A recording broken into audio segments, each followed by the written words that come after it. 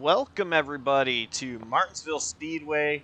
This is the home of tonight's race in the Blazer Sim Racing InThePitsNews Truck Series. This is the penultimate race before next week's finale at Kansas. Hey, we're taking these guys. We're going short track racing. Just two races remain. I'm Josh Copperl. I'm joined in the booth by Adam Kuhn and Jonathan Canfield. Adam, John, here we are. This is a Paperclip. I'm excited for this, but how are you boys doing? Evening, guys. I'm doing well. Excited for another race here at Martinsville. It should be an exciting one. It's going to be a show. I think we're going to see another dramatic finish like we did last season. And if we do, it's going to be dramatic to set up the stage for next week, of course. And a lot on the line tonight with Dasher Cash bonuses and, like I mentioned, the championship on the line. Just two races to go, like you mentioned, Josh. Yeah, good evening, guys. I'm excited for another race here. Blazer Sim Racing InThePitsNews Truck Series. What can I say about this series? Since I've been on the series, I've been severely impressed with the level of class these drivers have and just how they race each other so hard throughout the entire race. I expect no different here. Josh, you and I had the privilege of calling another series here just a week ago. Another series that I could say they race each other really hard, and we got to see a lot of action on that night, and I expect no different here. But a big storyline here tonight is going to be our chase drivers as of right now. Looking at the chase points, I mean, we've really got it down to our final four: Jonathan Parker, Michael Kruger, Alex Kerfan, and Dalton Kelley. Really, the only four left that can take the championship. Dalton Kelley, kind of a wild card here, but still in it, still has a chance. And it's funny you mentioned Dalton Kelley because last season's winner was Dalton Kelley in that number 45. He's looking to go back-to-back. It's his only career BSR ITPN Truck Series win. Now, real quick before we get into qualifying and do our picks, in case you missed it and are wondering, wait a minute, hold on, that's not Dawson Allen's voice. No, Dawson is out on the track tonight. I elected not to race. I did not want to be out there on the track. I wasn't able to get prepared, I don't think, for racing conditions. So I made the decision actually a couple of weeks ago to let Dawson race. I would be in the booth, and I'm excited for this one. I also missed last season's race because I think I was out of state or something, so Dawson was on the call for that. So this will give Dawson a chance to race Martinsville. Now, 3 seconds left in practice here. Let's go ahead and do our picks to win, starting with Adam. Who do you have? Well, Jonathan mentioned a moment ago the race you guys called from Martinsville right here last Friday night. Jonathan Parker was a man on a mission in that race. In his debut in that series, was running pretty well. I believe he led over 50 laps in that 200 lap of that night and finished in 3rd place. And last night raced there again. I think he's got a lot of momentum his way. Of course, the championship leader here. John, who do you have? Yeah, I'm going to go with a driver that I know Josh will not pick for certain reasons on Friday nights. I don't know if that luck carries over on Saturday nights. He had a good run last night, and he had a good run in the DI9 NAR series here just a week ago. I'm looking at that 6-truck Nick Hapiak. He's got speed. He's not far off the pace, and he's already got a race under his belt, just like Jonathan Parker at this track within a week. So I expect him to be somewhere up front here and competing for a win. You know, I'm going to go with a driver that has really, I think, gotten on my radar here recently. The number 69, Tristan Maher. He's been really strong as of late. And currently P1 and qualifying. Still a lot of drivers left to go, though.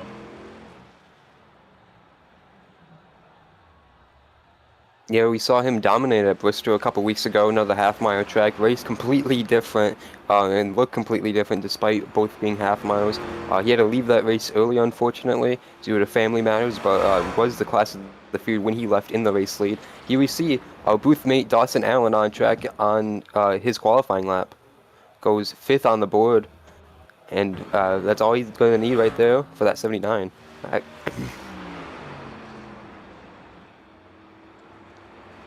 Here we go. This is Nick Capiak, driver that you were just talking about, John. Oh, and he's already top of the board. That was just his first lap. Indeed, he puts that Juicy Spider Gaming truck to the top of the board. We'll see what he's got on his second lap. Fastest lap we've seen in practice was in the 19.2s. Right now, he's at 3:19. Second lap does not improve, so a 3:19 for Nick Capiak on his first lap is going to put him top of the board.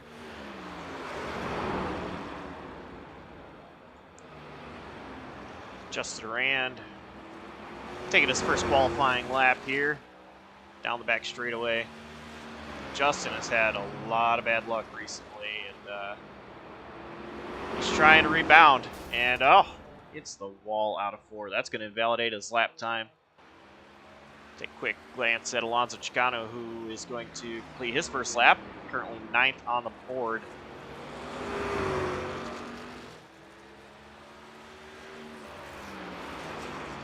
So I will say here, the graphics may be a little bit different than the ones that Dawson Allen uses. As Dawson is the main producer here, I was scrambling, trying to get things together. I was having issues with things not working. So I used the latest version that I have to use for the graphics here, the ATVO on-screen ticker that you see. So maybe a little bit different. Currently, we have 14 drivers that have taken a qualifying lap. And it is led by Nick Capiak. It's another driver, though, talked about that kind of lately has really rose up to the occasion. This is driver number 4, Nathan Fuller. He was leading late at Bristol, had a really hard charge up there. Unfortunately, had some issues that cost himself a chance at a win. He currently sits P6, but Jonathan Parker, actually, as we go over and look at Mike Kruger here, Jonathan Parker, his first lap puts him P1 on the board. Parker, the only driver on track right now, taking a lap time as Michael Kruger was finishing his lap. Kruger sits P7 as things stand, and Parker is not going to improve. But wow, right now, as things stand, it's going to be Parker, Capiak, and Maher as the top 3. And going into a track like this, what more can you ask for?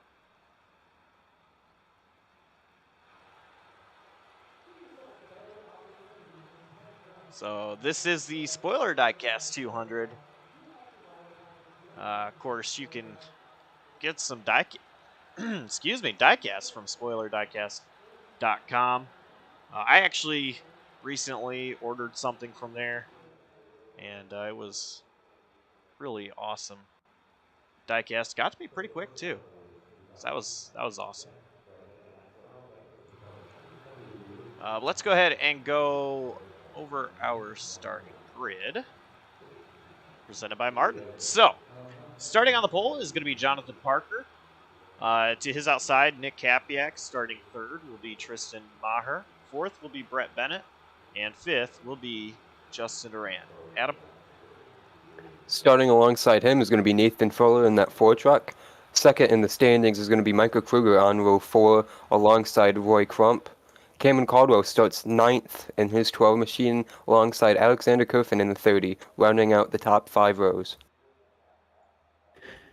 In the 11th position, you're going to see that 26 truck of Josh Arnold, and to his outside is going to be one of our chase contenders here tonight, and the winner of this race last season, Dalton Kelley, in that 45 truck.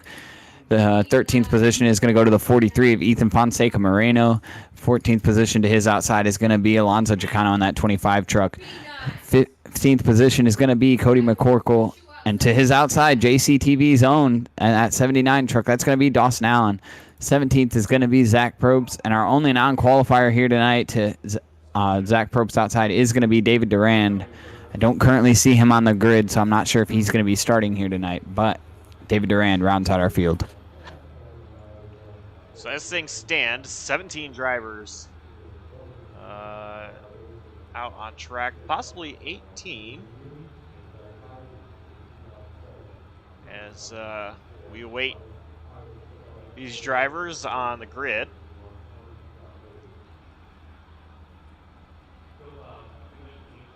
So we got our picks. We've got qualifying complete. We've gone through our rundown. And you know what? How about you viewers at home, tell us, who do you have? Who's going to get it done tonight? This is Paperclip. It's going to be tough for these drivers. You really have to keep the nose clean and try to stay out of the trouble if you want to win here tonight.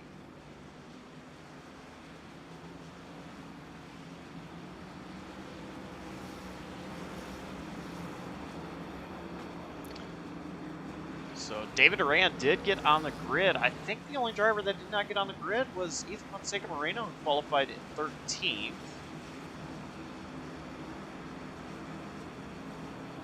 So we'll have to see.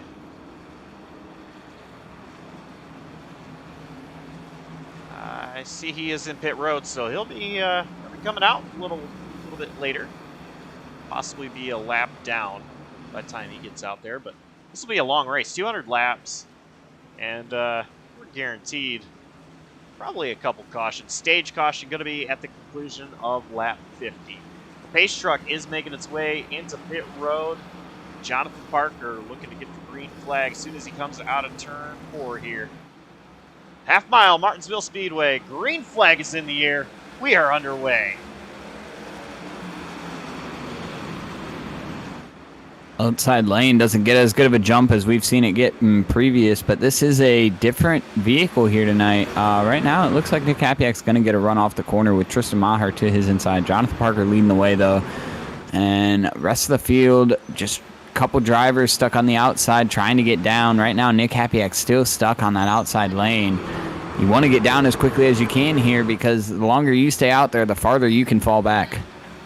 There was one truck in the wall there on the front straightaway to complete lap 1, coming off turn 4. I believe it was Alex Kerfin. He fell a couple spots. Now fighting with Dalton Kelley for the 11th position. Not the way he needed to get this race going. Already out of the, just barely outside of the championship fight, running in third, long shot mathematically. But he won the opening chase race at Chicago. Right now sitting in 12th.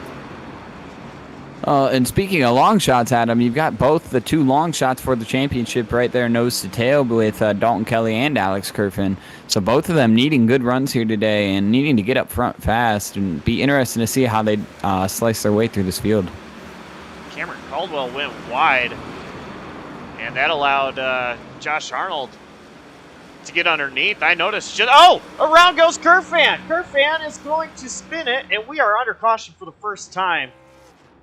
And I was about to mention that Roy Crump, I noticed, had gotten a little bit loose off of the corner exit a couple of laps prior.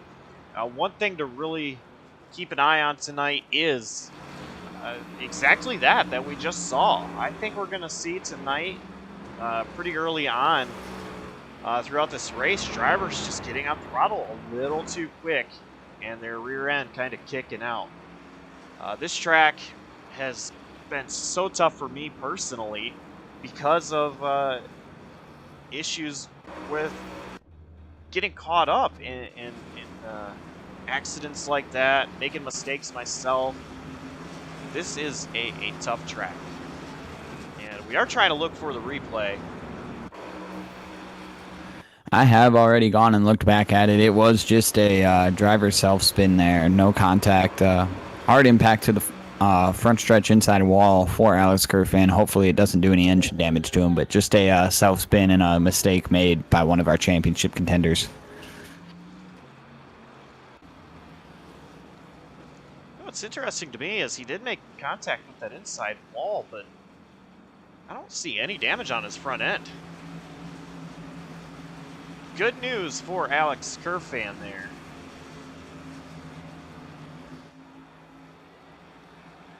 And talking about good news, we just saw a shot of Ethan Moreno. Mentioned was not gridded there for the start.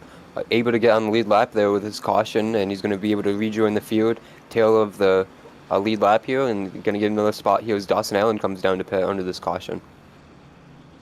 Yeah, Ethan actually did not go a lap down. He was not too far ahead of Jonathan Parker, but he was still on the lead lap, so that was good news for him.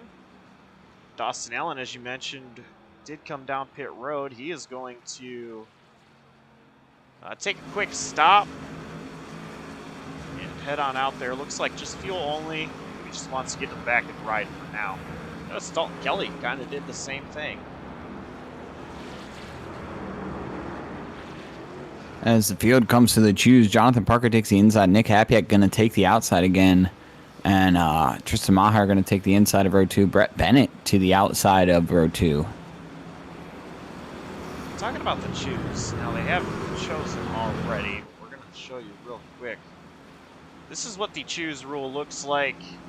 I got 2 lanes to the outside, 2 lanes to the inside. That red lane in the middle, of course, you do not want to be in that red zone, where you will get a penalty. That pace truck is in. Parker coming off turn 4 inside the restart zone. Green flag back in the air. And not heavily contested by Tristan Maher. Trying to get to the inside of Hapiak, but going into 1 is a lot closer than I think Hapiak wants to be. He's able to clear Tristan Maher, though. And I noticed on that restart behind the 6 of Nick Hapiak, Brett Bennett almost had calamity on the front stretch right there as he spun the tires on that restart, almost packing up the field there. And he is currently battling to the outside of Justin Rand. Trying to hold on, or just behind Durand is Michael Kruger. See if Kruger fills that gap quickly if Brett falls back. But these two are racing very tight. Yeah, it was a really good qualifying effort for that 47 truck. Brett, Oh, they're going to randomly- make contact. Around goes Brett Bennett, and we have another caution. Oh, and they are stacking up behind. Yeah, Dalton Kelley into the back of Ethan Moreno. They were trying to slow down for the yellow.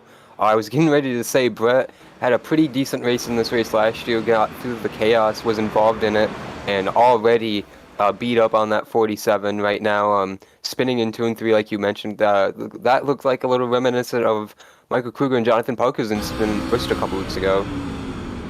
You know, I was getting ready to talk about how much Brett had been pinching that 5 truck and entering the corners and around the entire corner, and I knew it was a matter of a couple laps before those two would make contact. Guys, I'm sure you'd agree with me, a little bit early on to be pinching guys down like that, and for guys that are getting pinched down to be forcing the issue there. Neither one of them willing to back out, and neither one of them willing to give the space. I think just too early there to be doing stuff like that. Tough break by Brett Bennett. And I recall Brett talking about a message earlier, or actually, no, a phone call earlier where he was talking with his parents, and I think it was he said it was his mom that said that something about trying to stay away from the Durand brothers, if I recall correctly. And, you know, I don't think that was anything intentional. You did mention about Brett, you know, really pinching Justin down, which is nothing wrong on Brett's part either. If you're the car on the outside, you want to try to pinch the car on the inside down, hold them down there so they don't get a great run off. I think what happened was Justin just kind of got too hot into the corner and missed his braking zone just a little bit, because you see his truck just kind of go to the outside.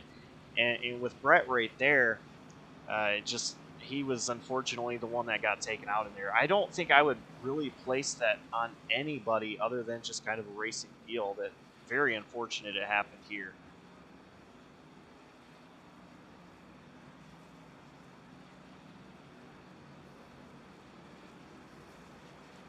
And I think a little bit of irony, too, that it happened between those two drivers. Yeah, absolutely. We've seen no love lost on Brett's side between that conversation. The way Justin might race, but a little contact already in this race. Might see it return later on, Josh. As we head back green, I do want to mention Brett is coming off a Daytona 500 victory in the NIS series, but we're back green here from Martinsville, the Spoiler Diecast 200. Great restart out of Jonathan Parker, and Tristan Maher was prepared. He might actually get clear of Hapiak. He does. Oh, Durand in the wall. Yeah, Duran's going to hold it up there. We'll see how far back he falls here. Just not the break you want to get if you're Justin Duran. And now, look who he's right next to. Yeah, we really don't want to be 3 wide here, but he was side by side with Brett Bennett as well as, I believe that was Kerfan. And they're still trying to clean it up back here. Dawson Allen thought about making the move to the inside and almost collected the 43 of Moreno in the process. So that's Justin Duran falls to 16th spot. Back up front, you mentioned the restart Tristan Maher got. Well, he got a little bit of assist from Nick Hapiak's tires not launching on that restart. Nick Hapiak had his hands full on that restart and spun the tires really, really bad that time. Going back to Justin Duran real quick, lost a ton of spots there. I think he got stuck on the outside. No, there's not a lot of laps on, but maybe some rubber on the tires, and he just could not get back going. Maybe the damage didn't help, but we have a battle for second. Hapiak looking on the inside of Mahu, did not get off of turn 2 very well at all. 6 able to sneak back in line here as Mayo is going to try and hunt down Poker yet again. You know who I just realized is in the top 5? As I was thinking, I was going to make a comment on drivers who really need to try to dethrone Parker. And I was looking at the top 5, and I'm like, wait a minute, Probst is here. And before I go any further with that, just see the 6 of Nick Hapiak get squirrely there. He's going to be under pressure from Michael Kruger now. But the fact that Zach Probst is in the top 5 already, he started 17th.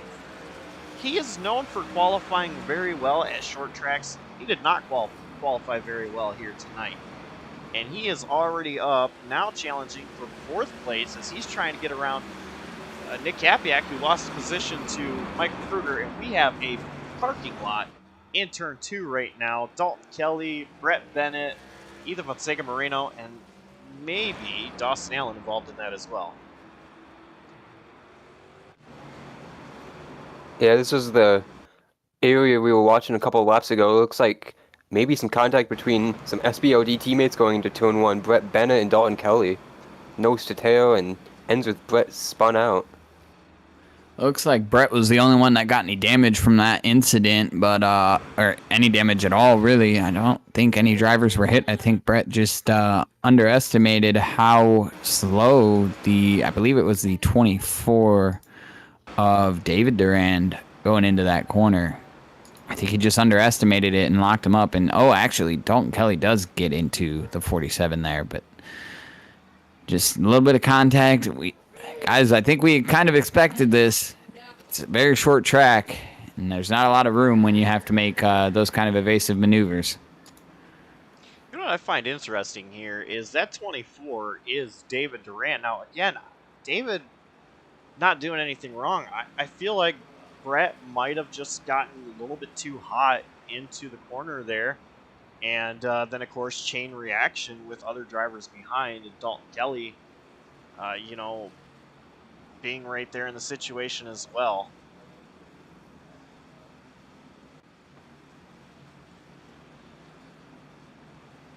And Josh, something else I'm going to notice, your pick to win tonight has pulled it behind pit wall. Oh, man. Tristan, he's a fast driver. And he's not been able to finish out a few of these races.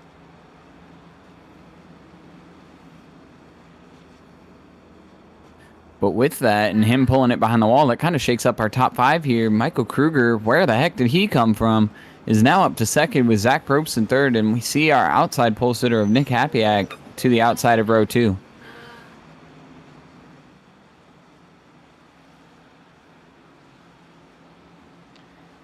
Yeah, this is different drivers up front in 2nd and 3rd. Going to be interesting to see how they restart. Pace truck is in. Race trucks heading through 4. Green flag is being displayed. And Great launch there out of Parker once again. Kruger hanging on. He was almost clear of Probst. He's not able to get in front of that 62 machine. He's just holding on, hoping to get a hole quickly.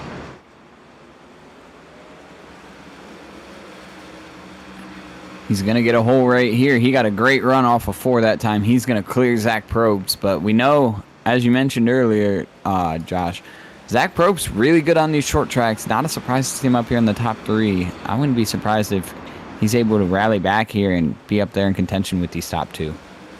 Big moment for him there off of turn 2. That little sideways there lighting the rear tires off. We have a 3 wide moment. Roy Crump, Josh Arnold, and Alonso Chicano. Crump way up the racetrack. He had been fighting with Arnold a couple laps ago. They were in a very good battle there, but he is in big trouble now, losing tons of positions as Arnold and Chicano up into the just outside the top 5 now. So they 70 less than 11th. I had a really fun battle with Roy Crump last week. That man, he definitely kept me on my toes in the last few laps of Homestead. But, just had him, we saw Cameron Caldwell battling with Alexander Kerfan. Caldwell getting in a line ahead of Cody McCorkle.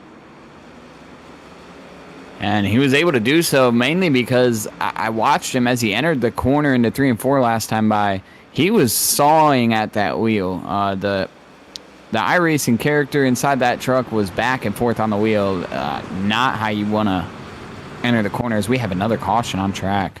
And it is David Duran going around. And he keeps it off the wall. If I were to guess, just a little bit too much power off corner exit. But let's go ahead and take a look at the replay. I actually had a little bit of help and assistance from that inside curb here, Josh. He grabbed a little bit of curb, and as you know and we all know, that curb, it shows no mercy. Will throw your truck around quicker than you can think about. I just saw it there. He just clipped the curb. Trying to get a straight exit off the corner, and it didn't work out too well for him. The curb does not care who you are, what number you have on the side of the truck. It shows no mercy to any vehicle at this racetrack. And I think that's something we always forget to talk about in the pit notes, is drivers getting on that curb and going around. It can happen anywhere at any time. It can happen to the guy leading the race. One break of concentration and you can go around off that curb. So I want to mention, I talked about, while we're under caution here, I talked earlier about Spoiler Diecast and me ordering something from there. Let me tell you that this is an honest customer review here.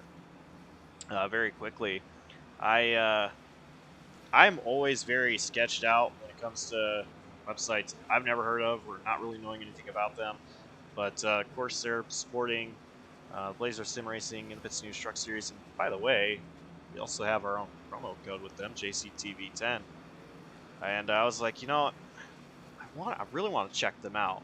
And it took a little bit of thinking for me to do so, but I did.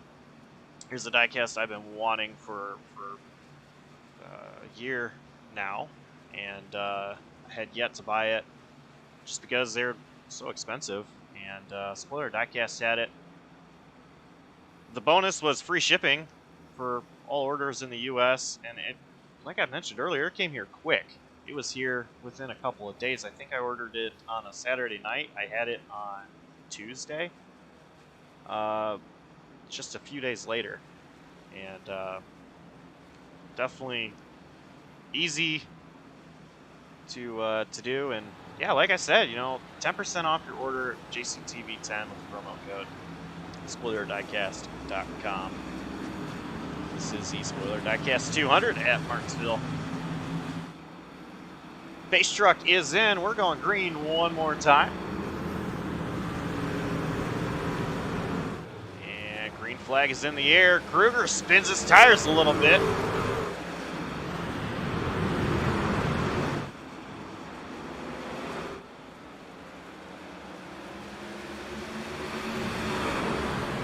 Yeah, we've seen it all night. Just a little bit slow at getting back up to the He goes around off the bumper of Zach Probst.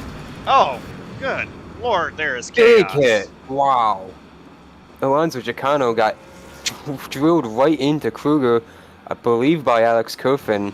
But I was getting ready to say, or in the middle of saying, really, top lane rolls off so slow, and that is the risk of picking the outside lane for Michael Kruger, one of our championship contenders. Little nudge there from Zach Probst. He was slightly not clear of that inside lane, and that's going to determine the difference tonight. Huge swing in our points for this championship, guys. Well, right now, that's going to help out Jonathan Parker, who's just ahead of Michael Kruger. 23 points was the difference coming into tonight, and that gap's just going to get wider.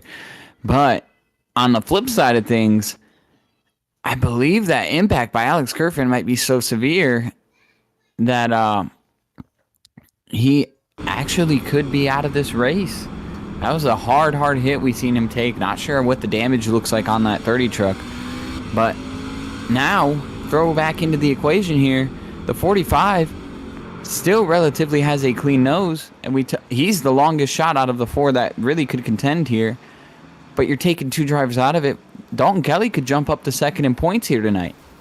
Maybe not in one race, but at least close down the gap and have a chance to finish second, if not have a chance to take this whole championship home with him if something were to happen to Jonathan Parker. Yeah, as we keep looking at these incredible replays, the points completely are going to get shifted around in the top 8. They've been swung around every week, I think, so far in the first 3 weeks of this chase. 3 different winners, and now definitely going to get shaken up with Kerfin's issue, Kruger's wreck, and now everything going on. For the remainder of this race, guys, we only got coming to 9 to go in stage 1. That's how early we are in this race. Long way to go in the Spoiler Diecast 200.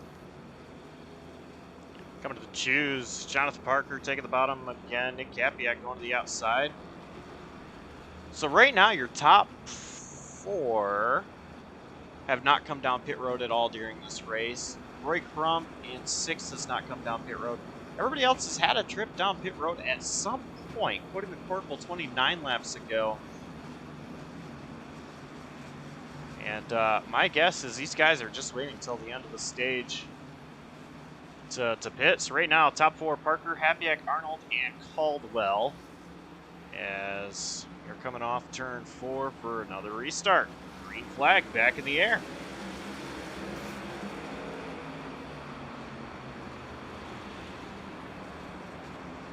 And we have another caution immediately. Oh, almost had an incident checking up for that caution. Parker got right back on the brakes to slow down, and Josh Ono didn't check up in time. Looking at the JCTV replay, it involves Dawson Allen on the restart, Josh. Oh. And the 25. Alonso Chicano. Let's get an aerial cam here. See if we can see. It was definitely a stack up. Oh, I think I see where it came from. Let's back it up. Man, Zach Probst drove right in there. He was expecting to go. It all started up front, actually. I'm not sure who exactly the culprit was. It looks like Cody McCorkle, I don't think. the 0-2 lays back a little bit. Everyone goes. Cody McCorkle just doesn't go and stacks up the 5 of Justin Duran and the 47. And then Dawson Allen doing his best to try and check up, ends up getting hit from behind by Zach Probst and straight up into the 25 of Alonso Chicano, and that 25 truck is officially behind the wall and out of this race. So let's take a ride on board with Probst, and this is how much you can see. You really can't see much. This is a view Probst just looking at right now. Well, during that restart, you know, and it's just so hard to see what's going on in front of you when you are, you know, several cars or trucks back away from the front. Yeah, exactly. You can't see through the guy, Josh, so It takes a lot of trust in what's going on and a lot of hope that when you restart and fly up through the gears, what just happened doesn't, and essentially you are blind to something like that happening.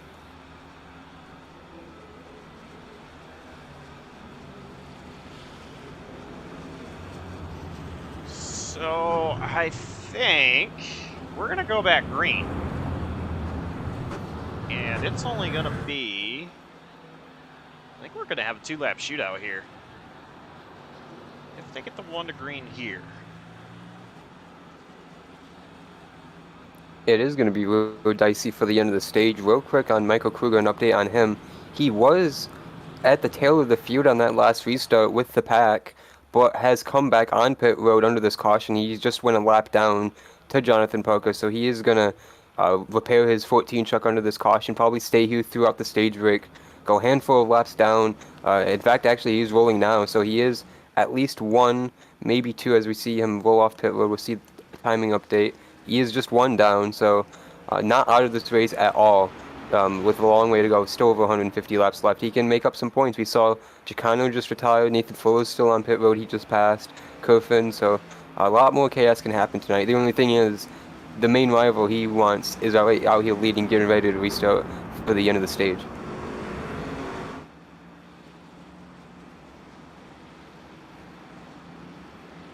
Green flag is being displayed. Parker, clean start. And Cameron Caldwell underneath. Nick Kapiak trying to challenge.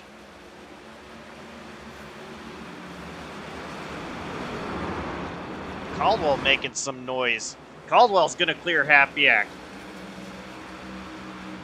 And this will be the last lap of the stage. Let's see if Caldwell can steal one here. He is rolling up to the back bumper of Parker. Parker's still out there. See if we might get a bump and run. I don't think he's going to be close enough. Jonathan Parker is going to win the stage. Cameron Caldwell bringing it home second. And we have a truck stopped on the front stretch. That's going to be Cody McCorkle.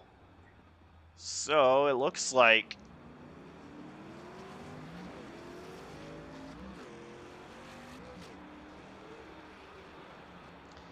Parker, Caldwell, Kapiak, Crump, Justin Rand, Dalton Kelley, David Rand, and Josh Arnold will be your stage point collectors.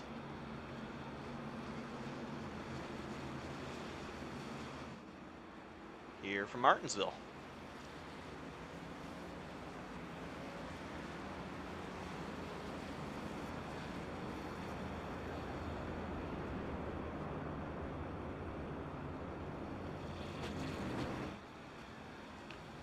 I'm not sure if we're gonna be able to get a word in with our stage winner.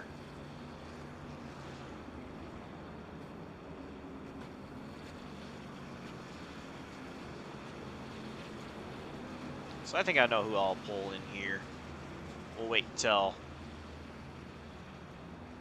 pit stops are complete. Jonathan Parker, first one to come down pit road. So we'll put the lead in David Duran's hands.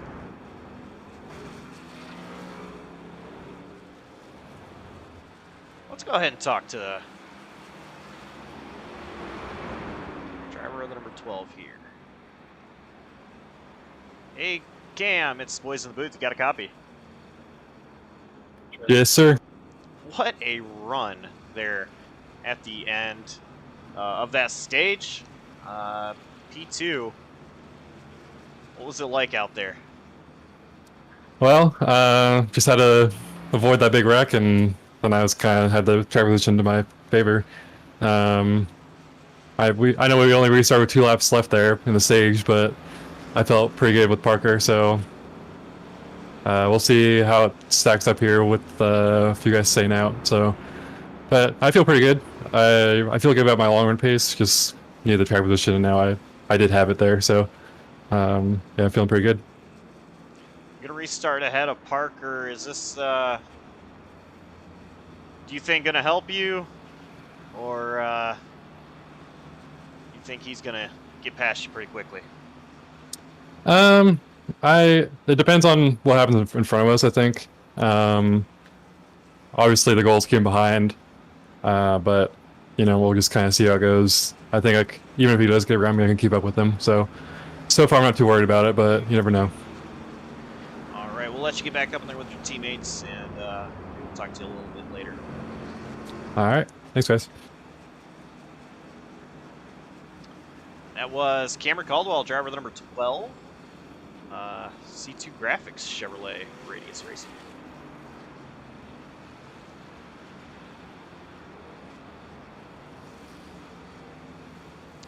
So top 5 is going to be David Oran, Brett Bennett, Josh Arnold, Dawson Allen, and Cody McCorkle.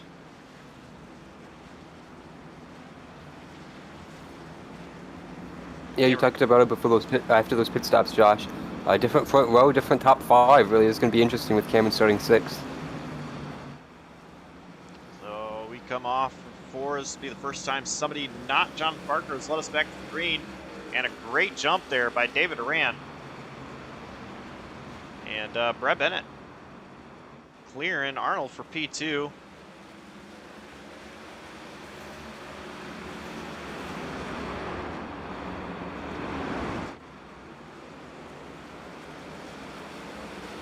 Dawson Allen racing side by side. Cody McCorkle caused involved in an incident right there at that end of that stage. I guess he decided not to pit, so he's right up here racing with the guys who were leading for that stage when Jonathan Parker right there in 6th is Cameron Caldwell. Big time issue off turn 2. Might have brushed the wall, Josh. I couldn't quite see, but lost a lot of momentum heading down the backstretch and lost the spot to Nick Capiak. I saw Dawson Allen get into the wall, and I thought that in the background I saw that 12 get up there as well. I couldn't tell if he had hit it or not. Jonathan Parker back in the 5th position here. He's coming pretty quick.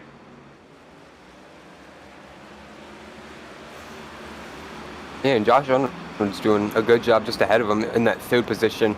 Wasn't really quite racing for the lead, but he was up in the top 10, racing really almost in the top 5 in that opening stage. And he was able to get ahead of Cameron Caldwell and Jonathan Parker on this restart with this strategy by pitting a little bit earlier than them. Different strategy at Martinsville is always huge importance here with track position being the name of the game, and doing a great job running in 3rd right behind Brett Bennett as we see that pass for 4th in the background. Parker making quick work of Cody McCorkle. Parker making quick work and making it look easy right now as he sets his sights on that 26 truck. And I believe the 24 did get called. I'd heard some radio chatter and didn't want to bring it up until you guys, until it was official. That 24 did get called for jumping the start. So he's going to do a drive-through here and lose a lot of track position and hands the lead over to Brett Bennett. Interesting development there. I did notice that it seemed like he went a lot earlier than what Parker was going. I didn't think that it was that early. But right here, battle for the race lead.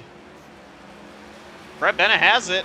Josh Arnold wants it. Arnold looks to the inside, and netcode contact is going to send Brett Bennett around. Brett is just not having a great night tonight as the caution waves. No, that almost looks identical to his first spin, and he's made it a little bit farther than he did in this race last season.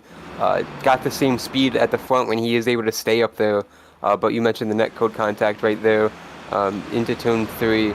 Just Josh Arnold just trying to race it in tight on that curb, not get up on it, but still not give Brett a lot of space as they are racing for that 2nd position at the time. Or race lead.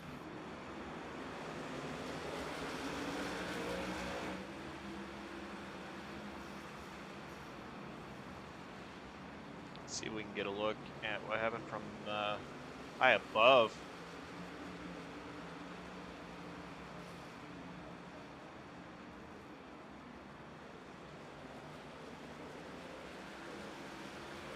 Maybe.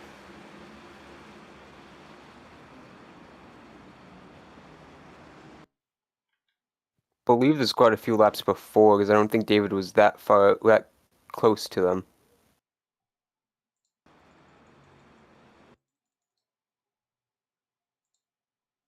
And currently, guys, there is still protest going on about this developing story about David Duran jumping the start. David Duran doesn't feel like he jumped it.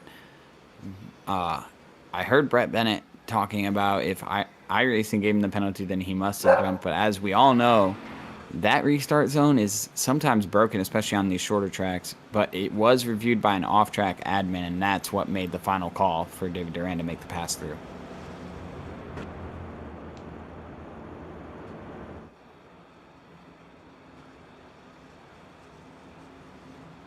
We might get the 1 to green signal here, so I don't want to go back and look at it just yet. We are not getting the 1 to green signal, so I'm going to go see if I can find it.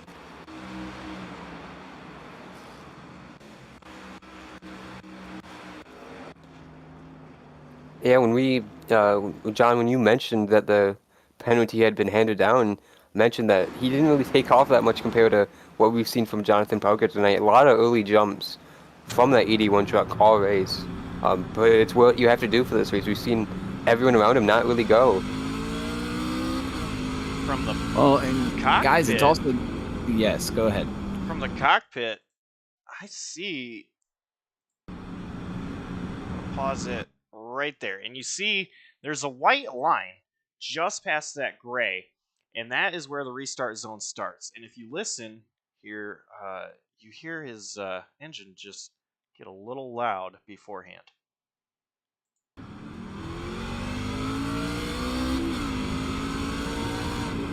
Yeah, and as I was getting ready to say, I'm going to try to get it off before the field goes green here. It's all about if you're in the zone or if you're not in the zone, and I think Jonathan Parker's done a great job of leaving at the beginning of the zone to get that jump. We'll see what Josh Arnold does here, though, as he's going to have control of this field. So Arnold in control. And the green flag is waving. We're back under green, and I was wondering if Arnold was going to let Happyack know when he's going. Those two are friends. Happyack pretty much went on cue with Arnold. Happyack going to get ahead of Parker. Cameron Caldwell with a big dive into 2 and 3, trying to get an inside spot on Jonathan Parker. He tucks in line in 4th. I remember these two duked it out a couple laps ago for the end of that first stage on a pretty much green-white checker restart, quick short one. Here we are opening again. Caldwell looks a little bit speedier than the 81 on the short one. We haven't seen a lot of long run pace out of anyone tonight because we've seen a lot of brash of cautions, but could be interesting with the way this is restarted with these guys, the way that they're shaping up right now as we have a side-by-side battle for 5th. McCorkle under pressure from last year's winner here, Dalton Kelley. Kelley having himself a quiet night, trying to work to the front. Put Dalton in position number 5 as things stand. He will finally get clear of Cody McCorkle, and Cody, he needs to try to get clear quick. He does, just ahead of Justin Rand. Yeah, talk about that 45 truck. I noted it at the top of the show that he didn't qualify very well, started in the 12th position, and you guys noted winner of the race here last year. And, as Cody McCorkle has a big moment behind him. Good save by that 02 truck. But continuing on, he needs to have this kind of night because Michael Kruger and Alex Kerfin not having the best of nights. Michael Kruger currently only car 1 lap down. Alex Kerfin is 21 laps down, still running. But this is a chance for Dalton Kelley to close up the gap to those two in front of him right now. And also with him seeing Jonathan Parker just in front of him, this is a chance for him to close the gap to Jonathan Parker a little bit, too, if he can get up there and run with that 81 truck.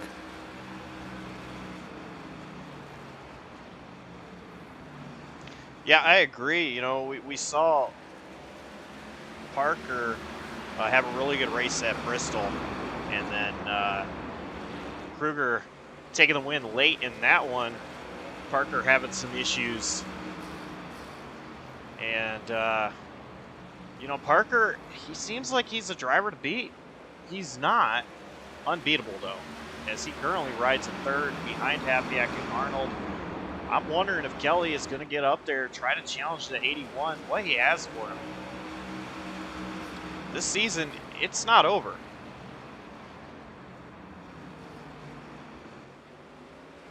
No, and especially with, excuse me, John, especially with Michael Kruger still tuning laps, he knows he needs to get a good result and not let anything happen to his own truck and let himself be vulnerable to someone else's mistakes. Yeah, I think what I'm most impressed with right now, I'm not sure of the pit stop strategies. I don't have it all on my side, but if I remember correctly, Josh Arnold did not pit at the stage break, and right now he's holding off these guys behind him.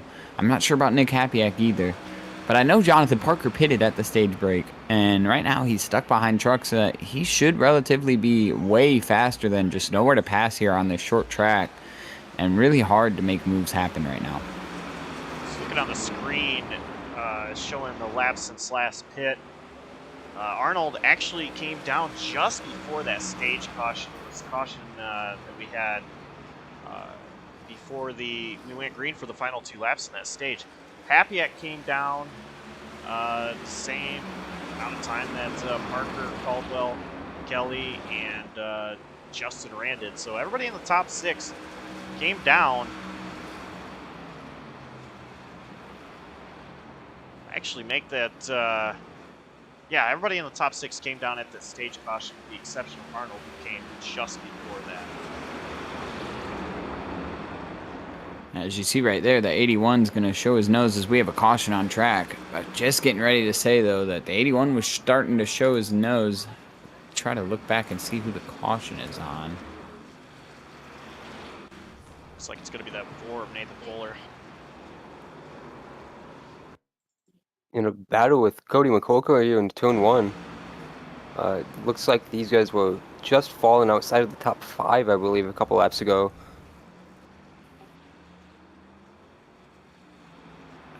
Yeah, Cody McCorkle fell back after some pretty a pretty tough run there, and not really able to do anything with it. But Nathan Fuller, 11 laps down, just out here riding, minding his own business, and ends up with a car on his inside and turned back around in the corner. Here's an interesting one. Pit road is open. Everybody came down pit road except Nick Hapiak.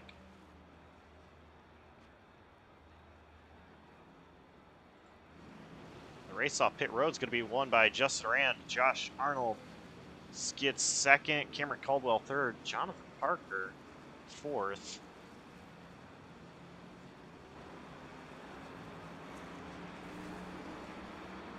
And kind of surprised by the call of Nick Hapiak here, but at the same time, we just talked about at the beginning of the race, he's got a race under his belt at this track. And he just seen what Josh Arnold was able to do with the lead on old tires. So I like the gutsy call here to take the track position and stay out. As long as he gets a good launch here and there's no one battling to his inside, Nick Hapiak's going to be sitting pretty here to take the lead on this restart. So, Adam, I got a question for you while we're under caution. You know, I hear that JCTV has a new podcast. Can you tell us a little bit about that?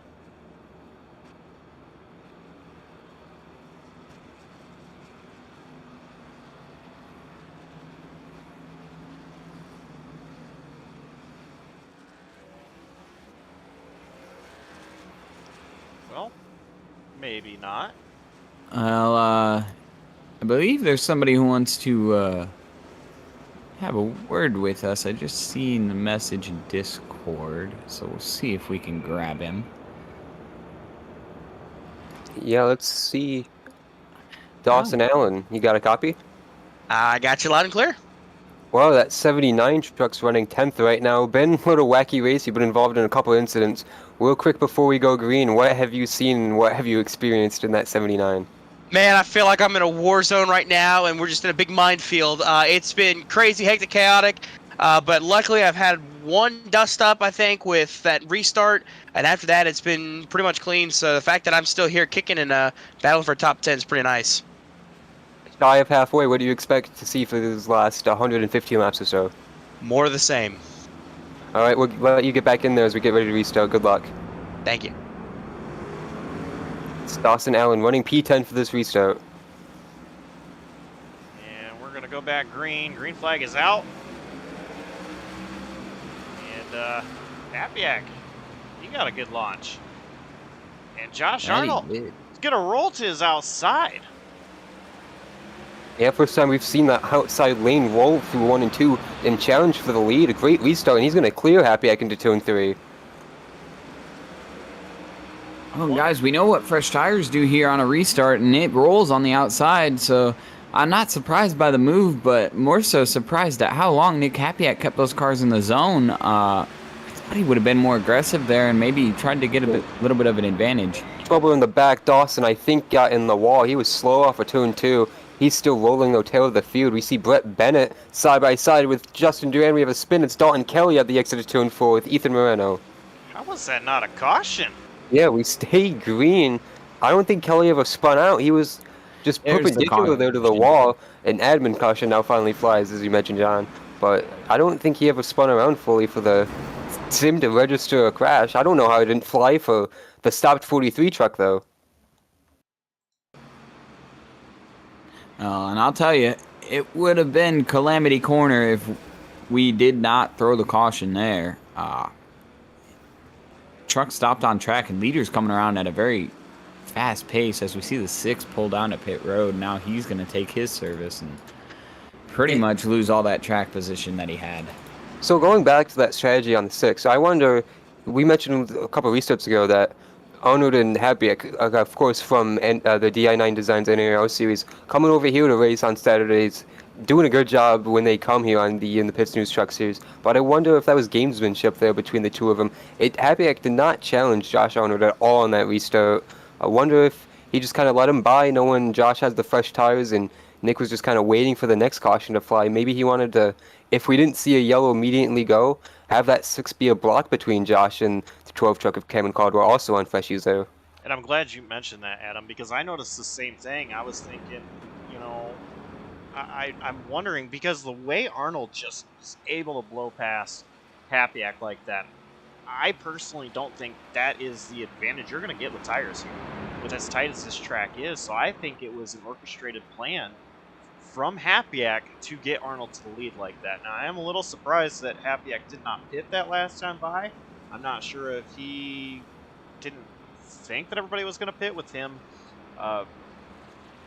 being out front like he was. So I'm a little confused on that, but worked out to get Arnold to the lead, and Papiak is going to be P9, it looks like, here.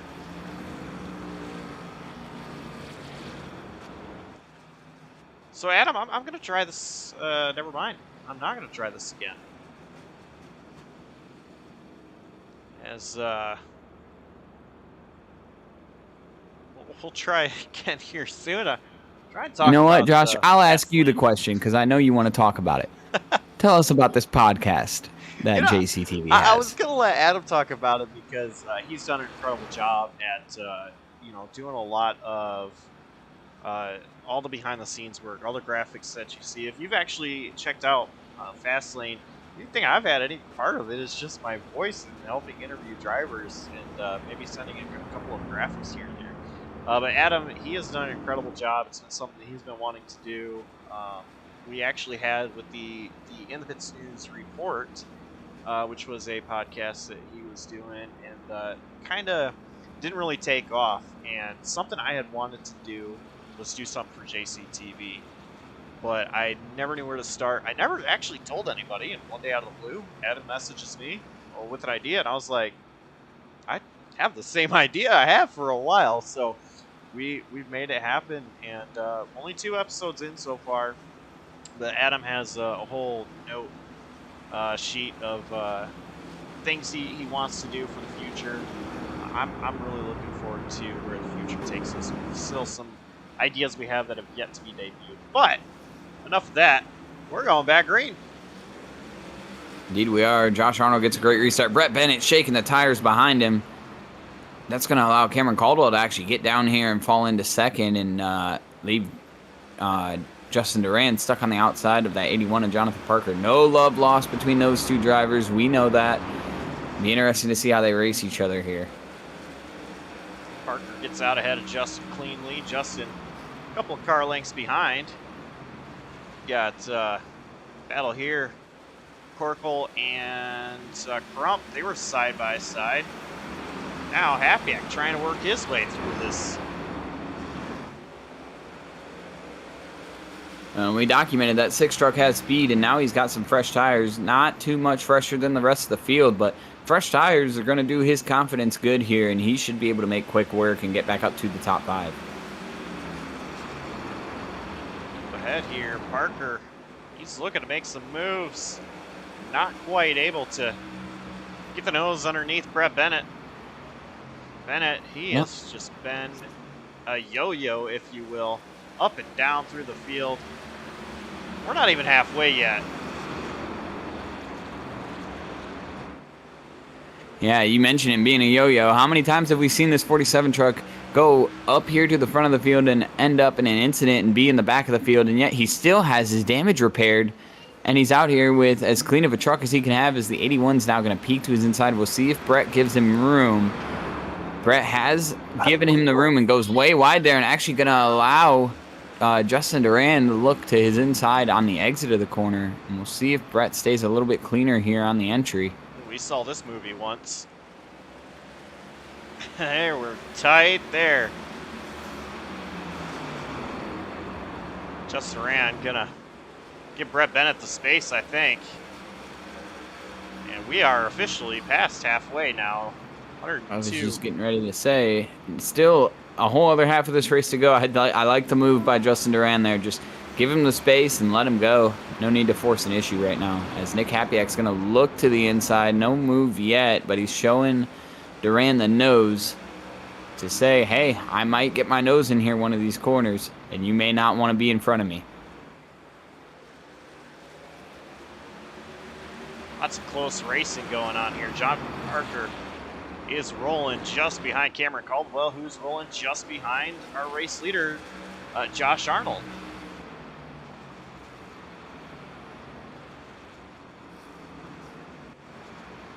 And Josh Arnold putting on an absolute clinic right now up in the front of the field. Not missing the corner, hitting his marks perfectly. Not really faster than the 2 behind him, but because he's hitting his marks, he's just able to hold these 2 off and keep them at bay.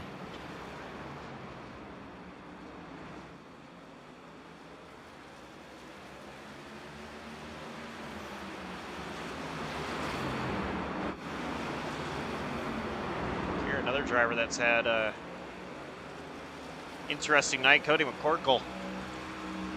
Currently sits P7 just behind Justin Duran. Got a battle race lead. Cameron Caldwell looking to the inside of Josh Arnold. They're going to make contact. Arnold is going to go around. We stay green, and caution comes out. Cameron had the lead. And Arnold around. The 5 of Duran gets a little bit of contact from McCorkle coming into that corner, not able to see the wreck, and Duran's also around.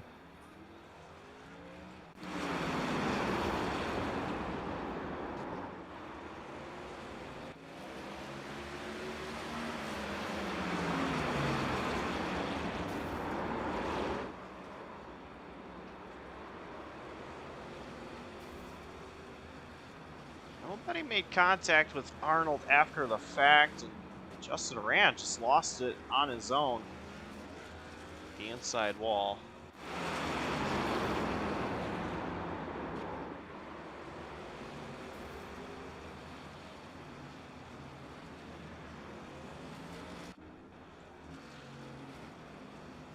That's tough for Arnold.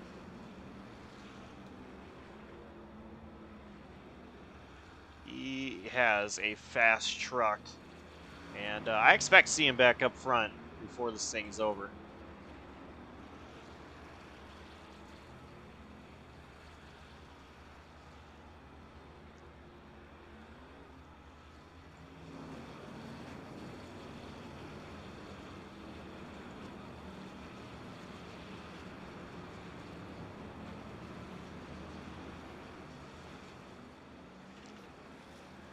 So Cameron Caldwell, he has one win this season, coming at Talladega.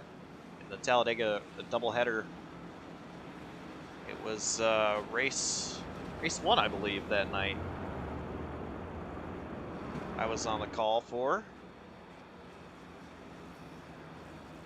He's had a strong truck tonight so far. Looking clean.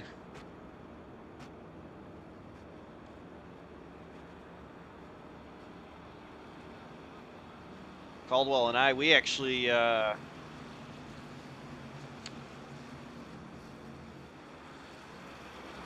make a pretty good team.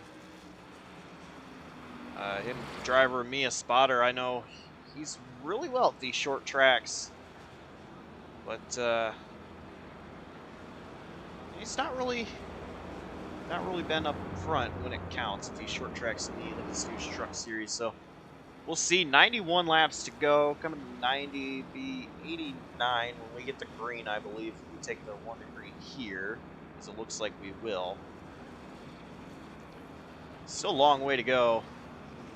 See if Caldwell can hold on, but Brett Bennett going to take the outside here, and that's going to set up an interesting restart with Nick Hapiak actually being the next car to take the outside. A couple cars that we've seen up front here all night are going to be all side by side, and this is going to be a good restart. I can just feel it, Josh. This is going to be interesting. The pace truck is in. Cameron Caldwell going to lead us back to the green.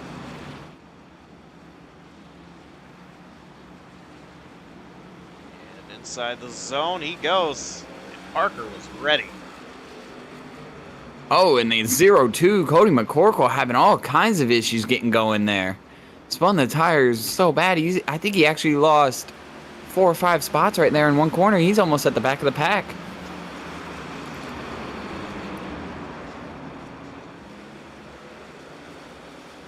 Josh Arnold right now working to the outside of Mike Kruger. Kruger going to get that position to Arnold. Arnold. I think scored 1 lap down as well as Mike Kruger.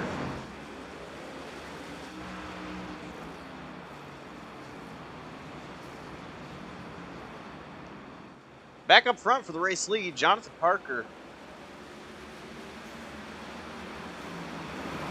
He's there, and actually I noticed the truck going way wide. That would be 45, Dalton Kelley. I think Dawson Allen caught the ball a little bit there.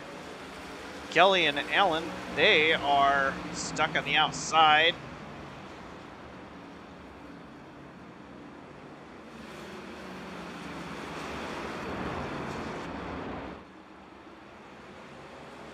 Probst is going to look to the inside of Kelley there. He'll clear. Kelly's going to clear himself to the bottom, and Dawson Allen going to be right there looking to the inside of that 45 truck.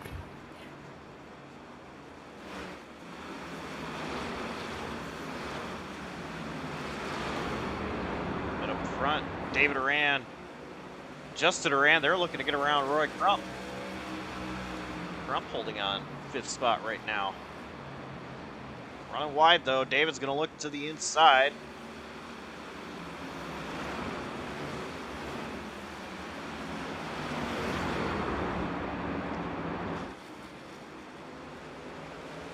Oh, Justin. Almost having a run underneath brother David. Oh, David's going to have to go wide.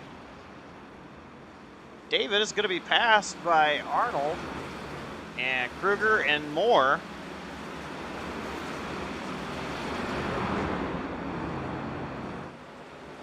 Corkle, Probst. Those guys are for position. Arnold and Kruger are not, as they are a lap down. We go back up front, battle for the race lead. They are side by side. Caldwell has the lead. He was powering on the outside around Parker and clearing. We have a caution. It is David Duran on the turn 4.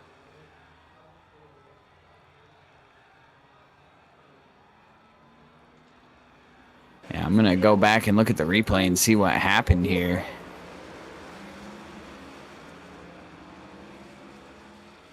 Looks like Dawson Allen just got a little too hot in the corner.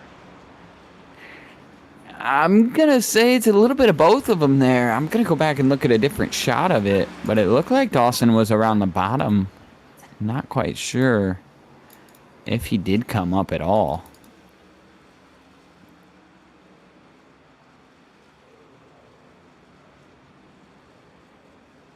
Oh, a little bit of assist to net code there. Dawson Allen does hold his line. I think contact would have been made anyway. David Duran kind of tries to cut off the run, it looks like, but it's just too late. And Dawson Allen's already there. And round goes to 24. But do give the assist to net code there, and that's what's going to bring out this caution. So Arnold going to be the free pass. A few drivers electing to come down pit road for service. Caldwell going to win the race off pit road, followed by Nick Capiak. And it looks like Probst, Crump, Allen, and then David Duran. Race leader is going to be Jonathan Parker, Brett Bennett, Justin Duran, and Cody McCorkle. The top four. Dalton Kelley came down pit road. He had originally stayed out, so Caldwell will be back in the top 5. Nathan Fuller just ahead of Caldwell is 9 laps down.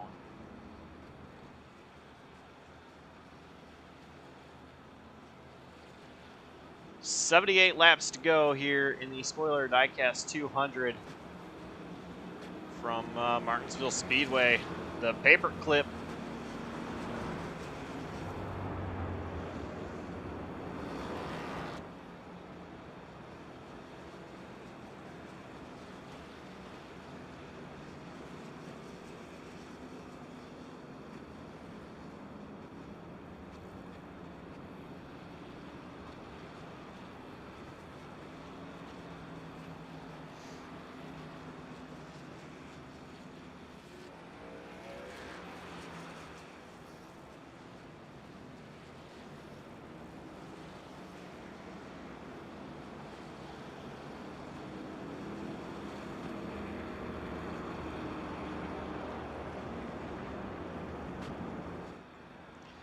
So we have 77 coming to 76 laps to go.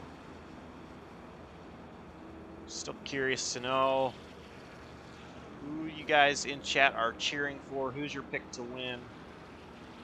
Jonathan Parker out front, but this race really has not had a favorite.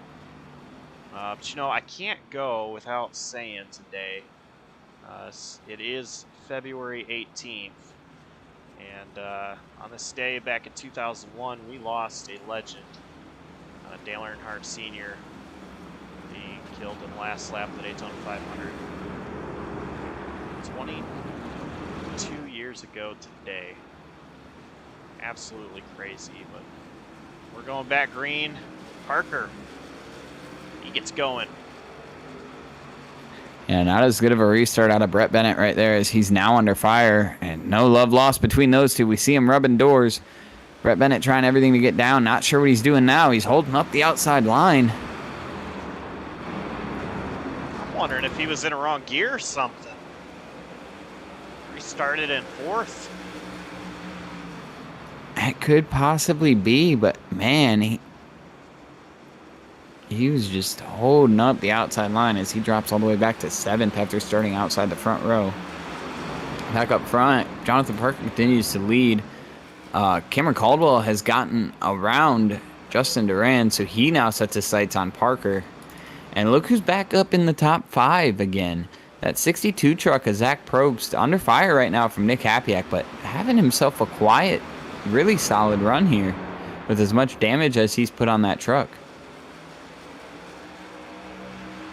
Yeah, and Probst, every time we come to a short track, he is one I always keep my eye on. He slips back just a little bit behind Hapiak, put him in 5th, now under pressure from David Rand. But, you know, I never count out Probst at these short tracks. He didn't qualify very well, and though he wasn't my pick to win, he definitely didn't go unnoticed in my radar. And battle for 3rd.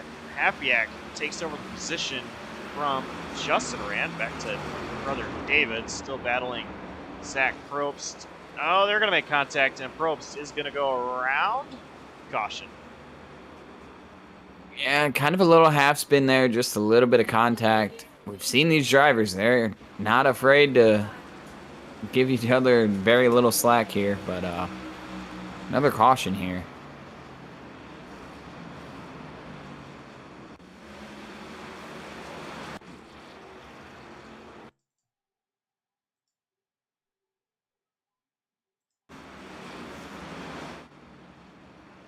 Take a look from the aerial cam, and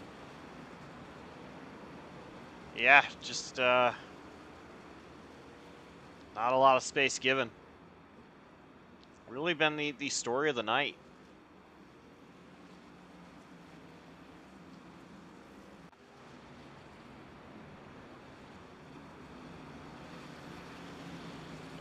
Zach Probst's going to bring it into pit road. The 47 of Brett Bennett will do the same. Cody McCorkle, and the other one being Justin Rand. So top 5, Parker Caldwell, Hapiak, David Rand, and Roy Grump. Your free pass is going to be the number 14, Michael Kruger. Get him back on the lead lap.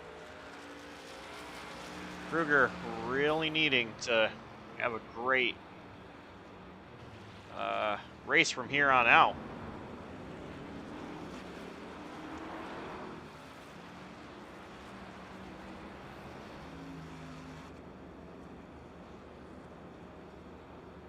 And I'm surprised it took this long for the 14 to actually get the free pass. But as you know, Josh, the way iRacing works, even if you're not involved in the wreck, sometimes even if you just stop for the wreck, it'll take away your lucky dog candidate. So that's probably what's been happening to the 14 as we see the damage on that truck. It's already been through a wicked night here tonight. Just glad to see him back on the lead lap, and hopefully he can do something with it now.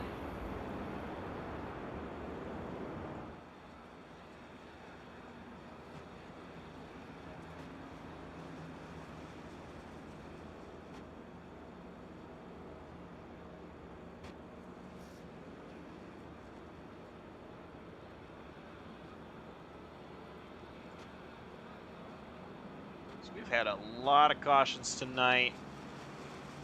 Definitely, I think, expected.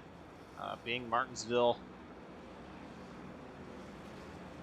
this track is a tough track. You know, one thing I am super surprised about is if you look, you know, Parker, he has had to come from dealing with traffic. Caldwell, Hapiak, their trucks look really clean this late in the race, despite the fact that they have had to come through traffic. I'm really impressed with these 3 drivers, and it's not over yet.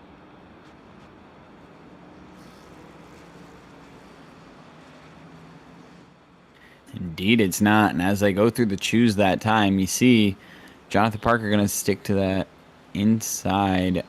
Right behind him is the 24, I believe that it. Yeah, the 24 of David Duran. And the outside 2 rows is going to be Caldwell and Hapiak. As Pace Truck pulls off, we're coming back to the zone to get the green. Green flag's in the air. Parker waited a little bit longer in the restart zone.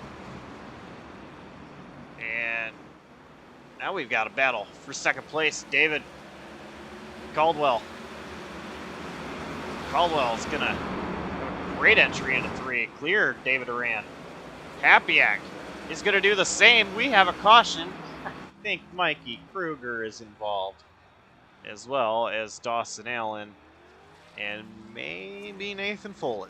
Let's take a look.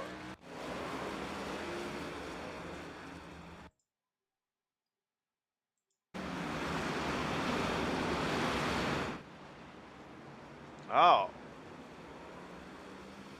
Kruger just got around, caught the tail of Dawson Allen, and Fuller actually not involved at all. And that 79 truck, that 79 truck's had a night here tonight. I'm going to be interested to talk with him maybe we can catch him under this caution. We already caught him once, but maybe we can dial him up one more time.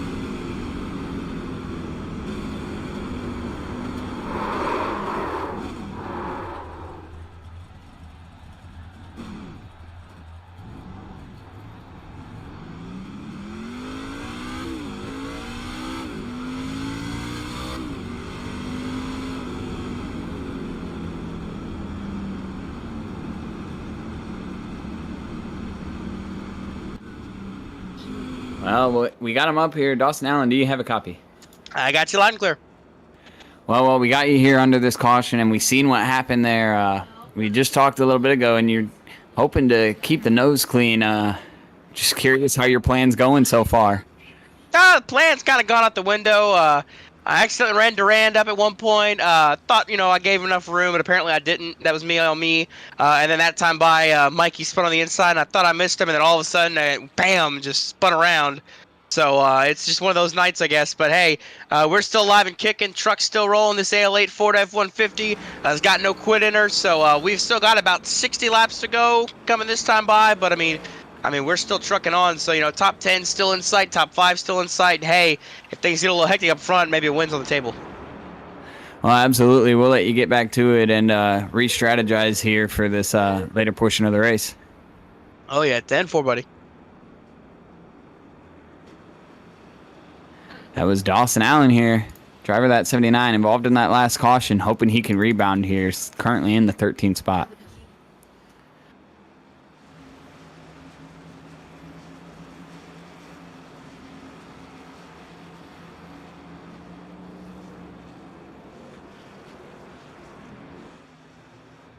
We have 60 laps to go. Going to be 59 this time. Looks like they're going to take the choose, so we're going to restart. 58 laps to go.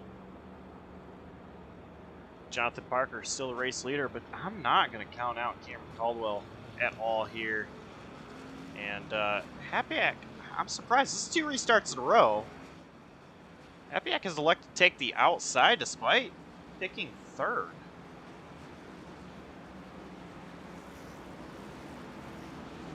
Yeah, I think he just seen something there that he likes on that outside for restarts. And I've noticed the 24 kind of breaks earlier than most of the field here. So maybe Nick Hapiak seeing a chance to take advantage of that early braking. Inside the restart zone. Caldwell spins the tires. Indeed he does. That checks up the whole outside lane. There goes Nick Hapiak's plan of maybe taking advantage of that 24 braking early. But now he battles side by side with the other Durand brother and Justin Durand. Hapiak going to be stuck on the outside with Josh Arnold behind in tow.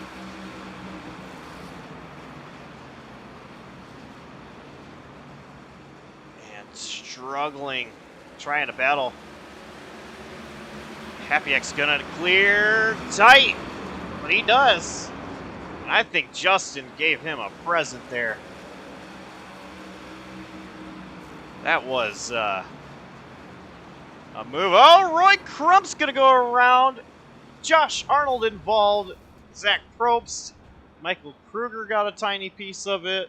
And I'm sorry, that's not Roy Crump. That is Cody McCorkle.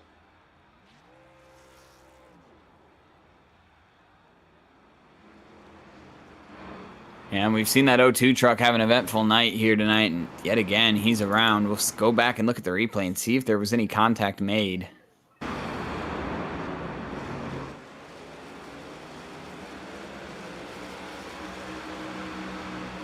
Yeah, and indeed there was contact, and I'm going to say 3 wide at Martinsville doesn't work too well, and Brett Bennett tried it and just was not all the way, Cody McCorkle, gosh, you've got me messing up names now, Josh, was not totally clear with Brett Bennett being there, but I don't think he expected Brett to really try the 3 wide move here.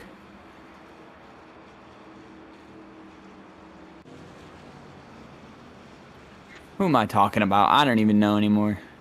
There was an accident on track, folks. That's all I have. So let me just say, I'm not even really sure why I called Roy Crump, because here we're looking at his truck, and those two, actually, is there almost nose to tail, separated by Dawson Allen in the middle. They look nothing similar. Not even their numbers are close. I will tell you the one thing that definitely stands out is the fact that Troy Crump, his truck is, well, it's got a couple of scuffs, but it's not beat up as much as other trucks. And really, Cody McCorkle, right side of his truck looks really clean. The inside, left side of it, on the other hand, different story. So, Josh, while we've got a second, we noted at the top of the show, this is normally a series where you would be the driver and not a broadcaster. So, just curious, where would your truck be at right now if it indeed was out on track after you've seen all this carnage we've had? In the garage. No, you know, I mean, Martinsville is really tough. It is really wearing down on you, and you've got to be super easy on it, you know. And I mentioned earlier, and I wanted to go into more detail about it, but, you know, getting off the corner, if you throttle the gas up too much, your tail is going to step out. And I think I mentioned this in another broadcast a few weeks ago, that, you know, driving at tracks like this, you want to, I think the best analogy was explained to me is pretend that there's an egg under your throttle. And you don't want to break that egg. So you want to gently get into the gas and, you know, just kind of easily roll into it to take care of that egg. And, I think that's kind of been the issue that we've seen a lot tonight. And I'm not so sure if I would take my own advice here. So honestly, I may have been involved in a couple at this point, but you know, I think right about now, I would like to say I'd be still on the lead lap, but I don't know. Maybe we'd be hanging out about 11th place.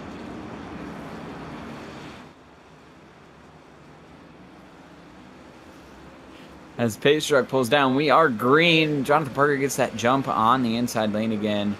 David Duran trying to hold off Cameron Caldwell. We'll see what David Duran has for the outside lane. Nick Hapiak on the outside of the other Duran brother and Justin Duran. We're going to see what he has here. He is not quite clear yet as he gets the good run off of the corner. But now he has to log jam the brakes as David Duran has issues in front of him. They are able to keep it clean there. And now Hapiak's going to look to the inside of David Duran. And Hapiak going to try to make quick work of David. David holding tough on the outside, though. And, I mean, only a handful of starts for this six truck in this series. Not sure what his best finish is so far, but looking very solid tonight for possibly a podium finish, if not a win here. We know he's got speed, and we know he can run down that 81. It's just now that he's got clear track, can he do it? I'll tell you what, we almost saw same song, different dance. That 5 Justin Duran got into that 47 of Brett Bennett. Justin, he checked up. That allowed Probst to get around, and Dalton Kelley is looking.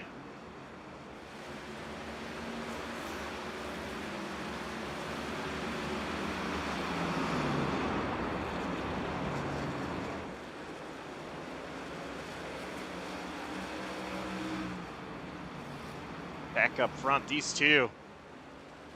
I'll tell you, I am very impressed with the speed Caldwell has tonight. He is trying everything he can to race with Jonathan Parker. Caldwell actually a little bit faster than that 81 right now.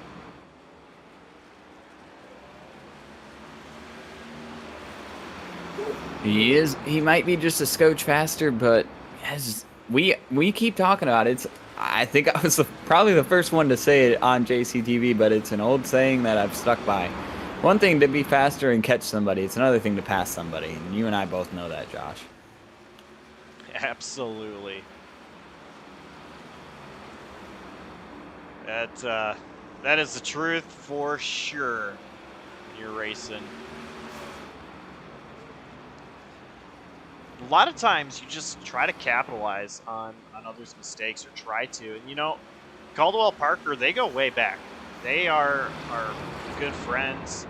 And, you know, if you tune in to the NAOR series. I'm sorry, the DI9 NAOR series. Myself and guys like Josh Arnold, Nick Kapiak, we go way back several years playing on NASCAR video games. That's the same for Parker and Caldwell. You know, I don't know if Caldwell would give Parker the bumper if he was able to. If he's able to get up there. But I know Caldwell's hungry for a win. He wants to win, but he may wait to see if Parker makes a mistake. Parker is human. We'll see.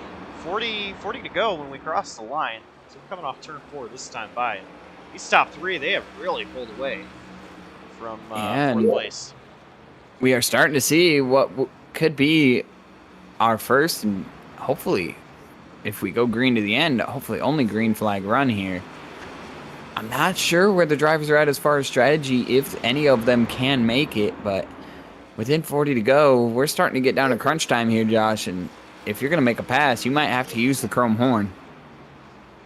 You know what's interesting, and I didn't even think about this until you started talking about that. And let me go ahead and pull it up for you guys watching at home. Laps since last pit. Parker came 38 laps earlier than Cameron Caldwell and Nick Kapiak did.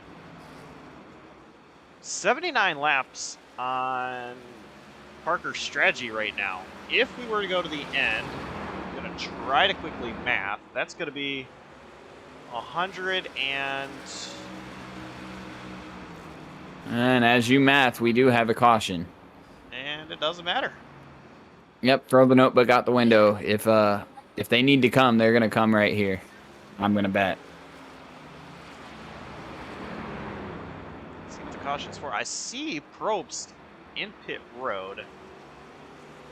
He was stopped on the apron of the entry to turn 1. Not sure what happened to him that caused that.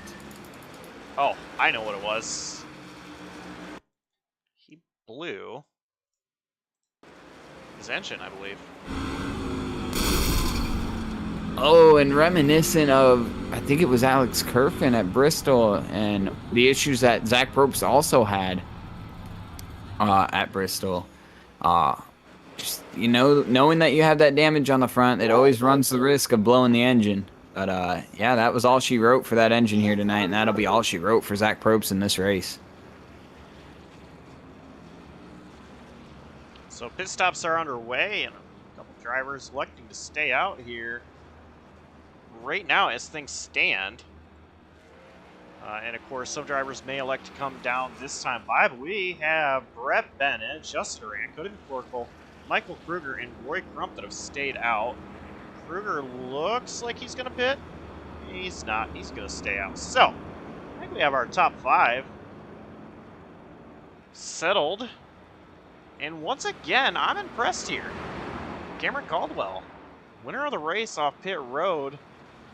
Kapiak, 2nd. David Durant, 3rd. And then did Jonathan Parker get caught speeding?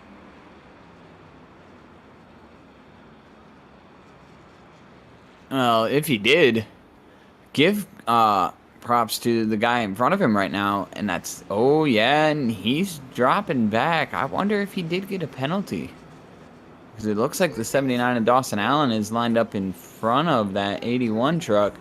That's going to help out this 45 truck right now, as we talked about the other 2 contenders really not having a good night. But now I look up at the leaderboard, and where the heck did this 14 come from? He's up to 4th now. Say, that's the never give up attitude out of Michael Kruger. And I think that is one of the biggest reasons why he is on PBR in my team. I'm impressed. He has not had a good night at all tonight since his issues early on. He's still fighting. He's still out there. And, you know, this goes for a lot of drivers as well, not just Michael Kruger. But Kruger, he was a couple of laps down. Now here he is, 4th place. Gonna line up second on the second row. I'm sorry, outside of the second row. So right now, your top 5, Brett Bennett inside, Justin Rand outside, Cody McCorkle taking the inside of row 2, Michael Kruger outside of row 2, Cameron Caldwell. First one on fresher tires.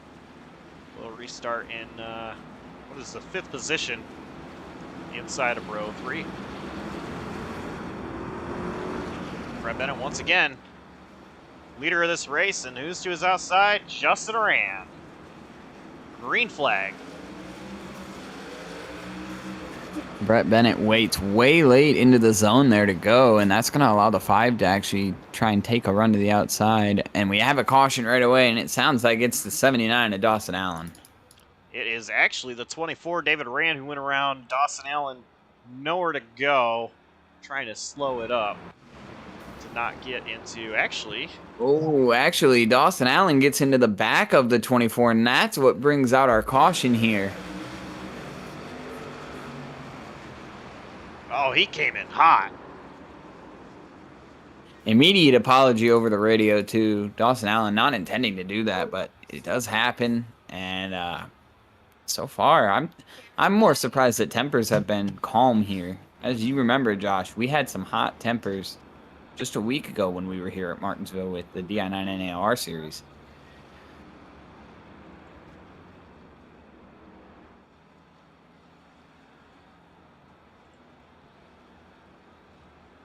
Well, I'm not sure how many cautions we have had. My telemetry says 17, but it has been known to be wrong at times. But we've at least had 17 tonight.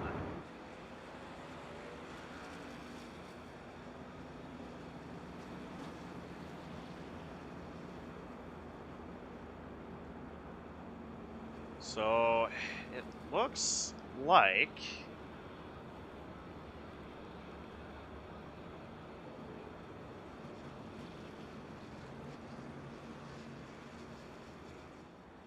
Bennett still going to be the race leader. Justin Rand P2, Cody McCorkle 3rd, Michael Kruger 4th, and Cameron Caldwell in 5th.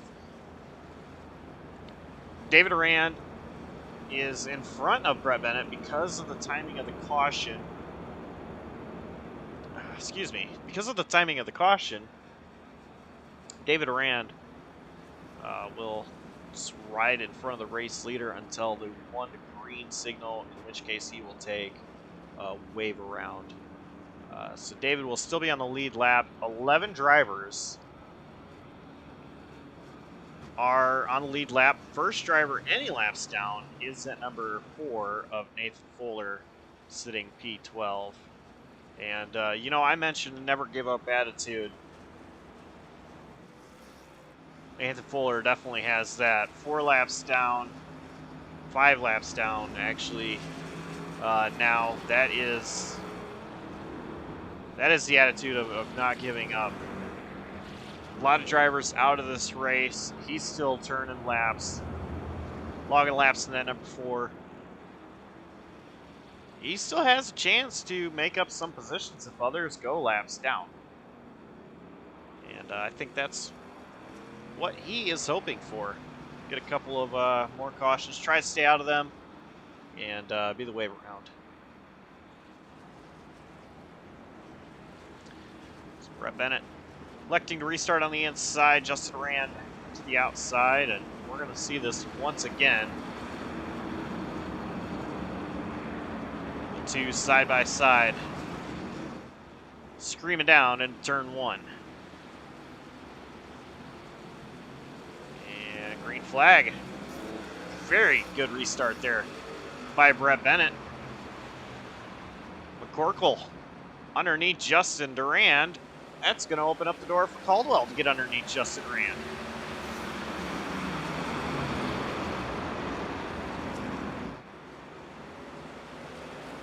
Justin goes by. He's going to make contact. Oh, with and they're Michael wrecking.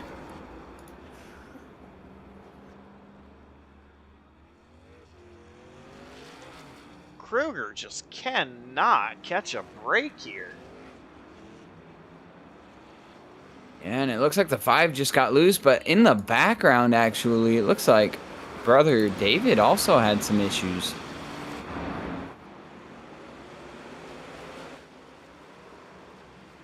Oh, his brother David got net coded again by Dawson Allen as the wreck in front of them happened.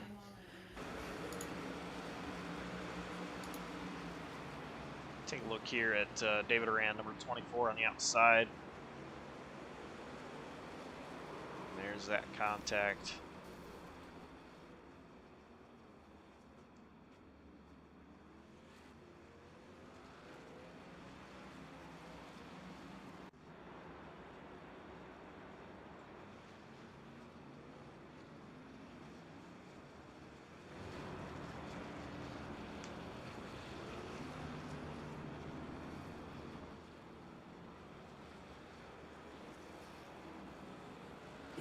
I won't lie, Josh. I was a little distracted there for a while. I was going back trying to use Brett Bennett's lap counter to try and count our cautions here tonight, and I think I got to about 10 and I stopped.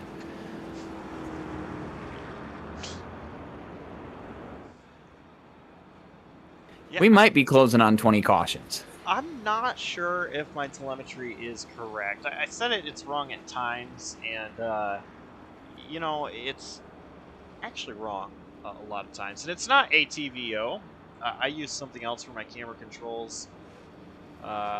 It's something that I have always used because it's easy to use for camera controls. And it's got a track map, so a lot of times when there's a wreck, I could just look up, see a number bubble of who it could be, where they're at on track, and quickly go to it. And it's one thing I like about it. But as far as like cautions go, how many we have had, sometimes, or a lot of times rather, it is wrong. Right now it's saying 18 cautions. It could be right. We could have seen a couple of more, so we may have hit 20 cautions by now. I don't think that it would show a number above what we actually have. So we don't have any less than 18. But we're trending up there. If we're not at 20, this is the 18th caution. We are trending up there.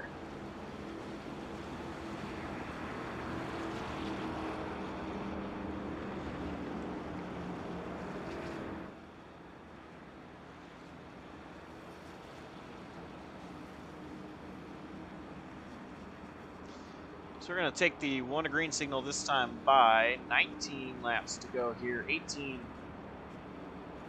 when we restart. Bennett and McCorkle take the inside. That leaves the door open for Caldwell to take the outside. Nick Capiak going to restart on the outside as well. Jonathan Parker. And is that Dalton Kelley? Yeah, Kelley to the inside of row 3 with Parker to his outside. So 18 laps to go when we go green, but still, this thing is not over. Off turn 4, green flag waving. Caldwell with a great restart. Gets a decent launch there. You're right. Caldwell gets a better of the 2 launches, but we know that outside lane is not the greatest spot to be right now, especially with some of these guys being on older tires. As the O2. You know, just like Brett Bennett, we've seen him up and down the field tonight. The O2 is trying to make a battle here for that second spot. Caldwell is going to clear. We'll see how aggressive the O2 is going to be to try and hold on to that third spot as he washes out a little bit on Nick Hapiak. Nick Hapiak trying to roll the top here, get back up to that third position.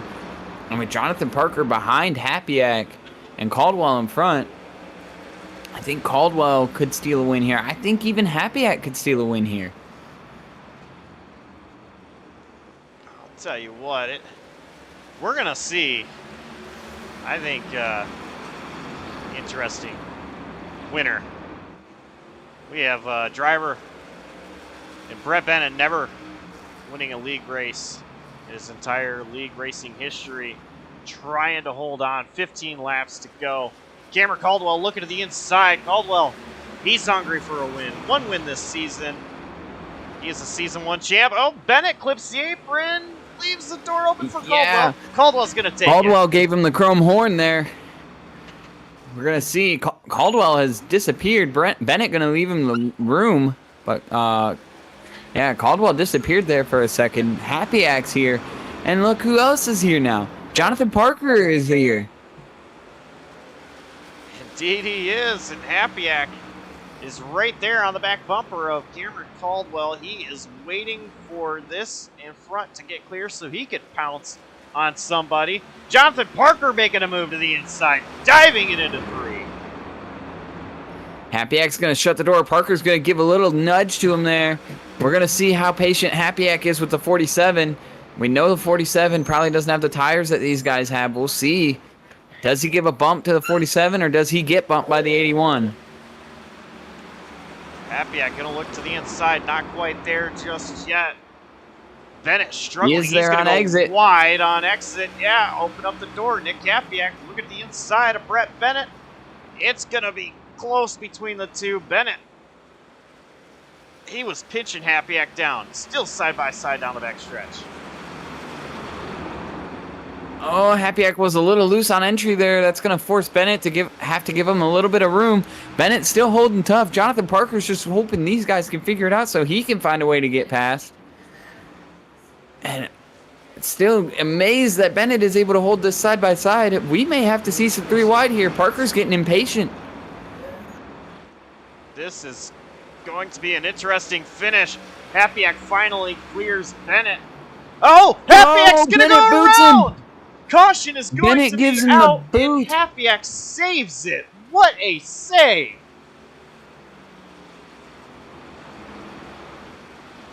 We welcome back Adam Kuhn.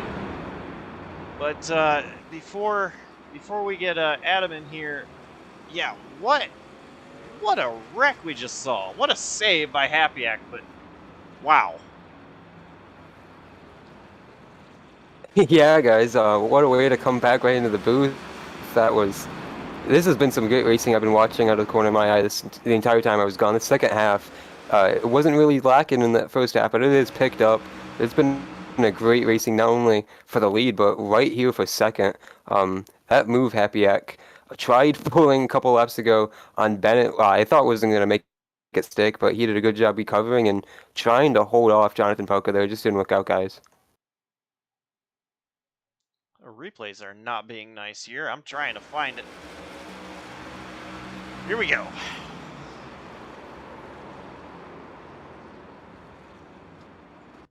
And actually, we're gonna try this. Well, what do you think?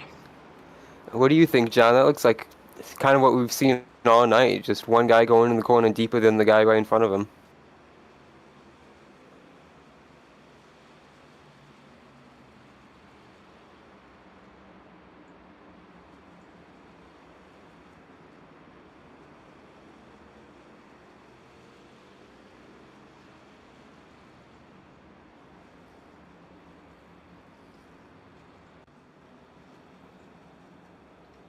All right, so we're gonna restart here with I think maybe 4 to go. Cameron Caldwell with the lead. Now let me tell you something here, and I was not here for Martinsville last season, as mentioned. I wasn't on track. I wasn't in the booth. Dawson Allen was in the booth. I've not watched the end of that Martinsville race in a while, but if I remember correctly, Adam, you may have to correct me if I'm wrong here. Caldwell was leading right towards the end when him and Dalton Kelley made contact, which allowed Kelley to steal the win late. We're going to restart. We have 5 to go here. We did not take the 1 to green. I assume we're going to get the 1 to green this time around. That's going to put us at 4 to go that time. So 3 to go when we take the green flag. Bennett, he's on a little bit older tires. In fact, 31 lap older tires than Caldwell and Parker, but Bennett has a chance to restart in what could be 3rd if Parker takes the outside and Caldwell takes the inside. But Parker may take the inside here to give Bennett the outside, and I would expect him to go to that front row. So we're going to see here Brett Bennett, and that's exactly what's going to happen. Brett Bennett, I feel, is going to be aggressive on this restart. And we could very well see another upset winner. And look at Nick Hapiak. He's going to restart in what is the 5th position, 3rd on the inside, and Michael Kruger is going to sit second on that outside line. So, pace truck is in. The restart is on Cameron Caldwell. 3 laps to go. Oh, it's not over yet. Green flag is in the air. Here we go. Cameron Caldwell. Great restart. And don't think that 6 car doesn't remember what just happened with the 47.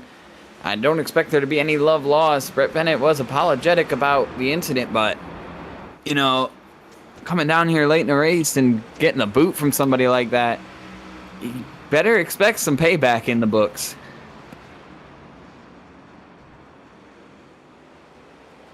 I don't think he's going to be close enough here. He's going to have about one more shot to do something on that 47 for 3rd as Brett actually slides big time there into turn 3. A couple more shots for Hapiak to make a move, but up front, Parker's right on the tailgate of Caldwell. The white flag is waving one more time around here in the Spoiler Diecast 200 at Martinsville Speedway.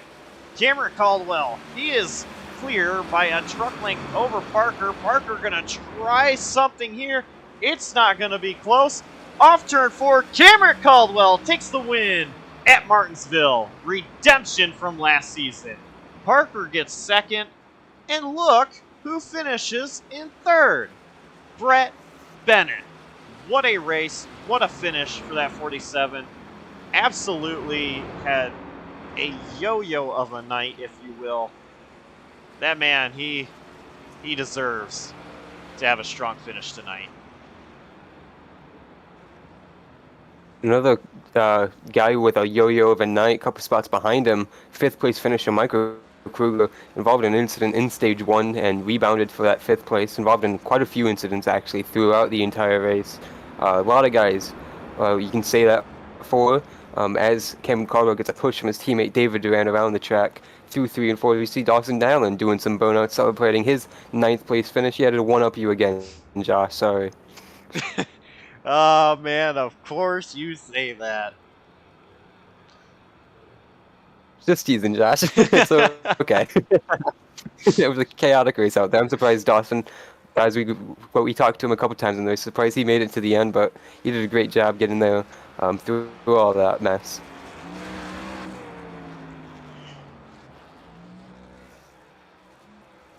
So Caldwell, he is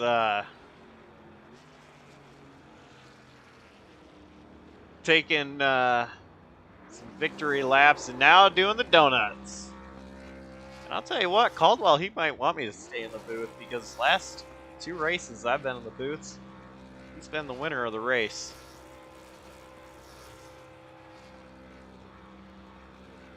But let's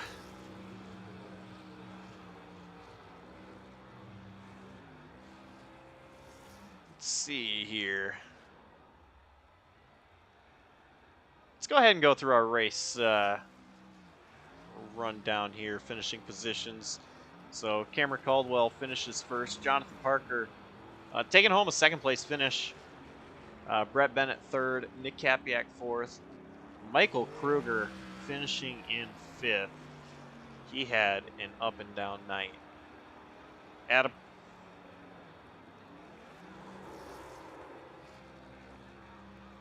Yeah, in 6th place was David Duran. Cody McCorkle got through to finish 7th. 8th was Dalton Kelley. Mentioned before, 9th was Dawson Allen, and Justin Duran rounds out the top 10. And to finish up our field here tonight, Nathan Fuller finishing 11th, first car lap down, finishes 3 laps down. 23 laps down in that 12th position is going to be Roy Crump. 37 laps down after blowing his engine late in the race there is going to be the 62 of Zach Probst finishing up 13th. 56 laps down in 14th position is Josh Arnold. 91 down in the 15th spot is going to be Ethan Fonseca Moreno. 137 down is in the 16th spot is going to be Alex Kerfin. Bad night for that driver who was one of the 2 long shots here for the championship. I imagine Dalton Kelley is going to have a close gap with him now, if not pass him.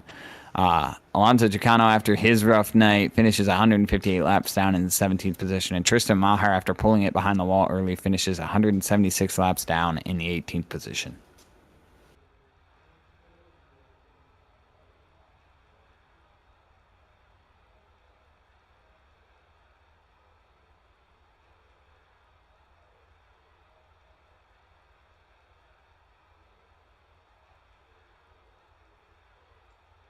All right, and with that, we're going to go ahead and start our interviews. And Jonathan Canfield has caught up with our third place finisher, Brett Bennett. Yeah, Brett Bennett, you got a copy. Yep, I'm here. Well, you had a really up and down night, probably about as busy of a night as you can get at Martinsville, and you still were able to hold on there and bring it home third. Probably a chance at a win there. Just go ahead and talk us through the entire race as you had this up and down night. Yeah, I mean, I felt like for the first half of the race, I had a target on my back. I think I got hit by about 3 or 4 different cars. None of them intentional, just short track racing, people missing the bottom. It happens. Like, then second half of the race really started to come in, just kind of was stuck in traffic and mired back in the pack most of the way. Took tires, I think, probably 60, 70 to go. And then I kind of said at that point, I'm not pinning again. Whatever happens, happens. Tires weren't huge here. You kind of just, I felt like track position was more important. That's why I stayed out when the 3 in front of me pitted to take the lead. Wanted to stay ahead of them, but I kind of needed either the run green, so they'd have to really work through a bunch of slower traffic, or just to be caution all the way and not get any kind of green runs. I felt bad for getting into Nicholas there. I was just trying to outrun Parker in the corner and got in the back of him. Didn't mean to turn him. But yeah, I thought it was just short track racing. I was being aggressive. I mean, you have to be here. Happy to end up with third. Felt like that's where about where I qualified too. So kind of was about where I was kind of hoping to get. Would have liked the win, but just didn't quite have the pace to hold off Cameron. So. Well, and you originally had a chance at a playoff spot, opted out of your playoff spot to allow a slot for another driver to be able to make all the races and be in the playoffs. And I believe you were the highest finishing non-playoff driver here tonight, so that would award you a Dash for Cash victory. And we go to Kansas next week for the big show. So what are your plans there at Kansas? Are you going to be racing it? And are you going to go ahead and go for the big money and try to take home a win there? Unfortunately, that's one of the main reasons I opted out of the playoffs. Is next weekend my cousin's getting married, so I'm going to be in New Orleans for that. So I'm going to not have my sim stuff with me. So I'm probably going to be having some fun at a wedding reception. So fortunately, won't be able to make it next weekend, but good way to end my season, and hopefully he can carry this momentum in the next season and hopefully finally get the victory lane. Indeed, and still looking for that first win here in league races. First of all, congratulations on the Daytona 500 victory. Obviously, probably not what you expected here tonight. You expected to come in off that momentum, and I think you did carry momentum coming in, and you ran well. Who gets done for you in that 47 camp? I always got to thank the rest of SBLD. I know Dalton, Dawson, and Roy were out there tonight. We also have, it's good having Mikey and Nathan and Zach in our chat tonight. I'm probably forgetting somebody because that's usually what I do. But then also Brian, Toasty, Danny, all of our members that I'm forgetting about. And then my parents probably are tuning in, so that's good. And then my sponsor, Joseph Srigley. Always happy to have him on the truck. And yeah, hopefully we can carry the momentum in the next year and keep going. All right. Well, Brett, we thank you for your time, and we'll let you go celebrate that third place finish. Your third place finisher here tonight, Brett Bennett. Thank you. Y'all have a great night.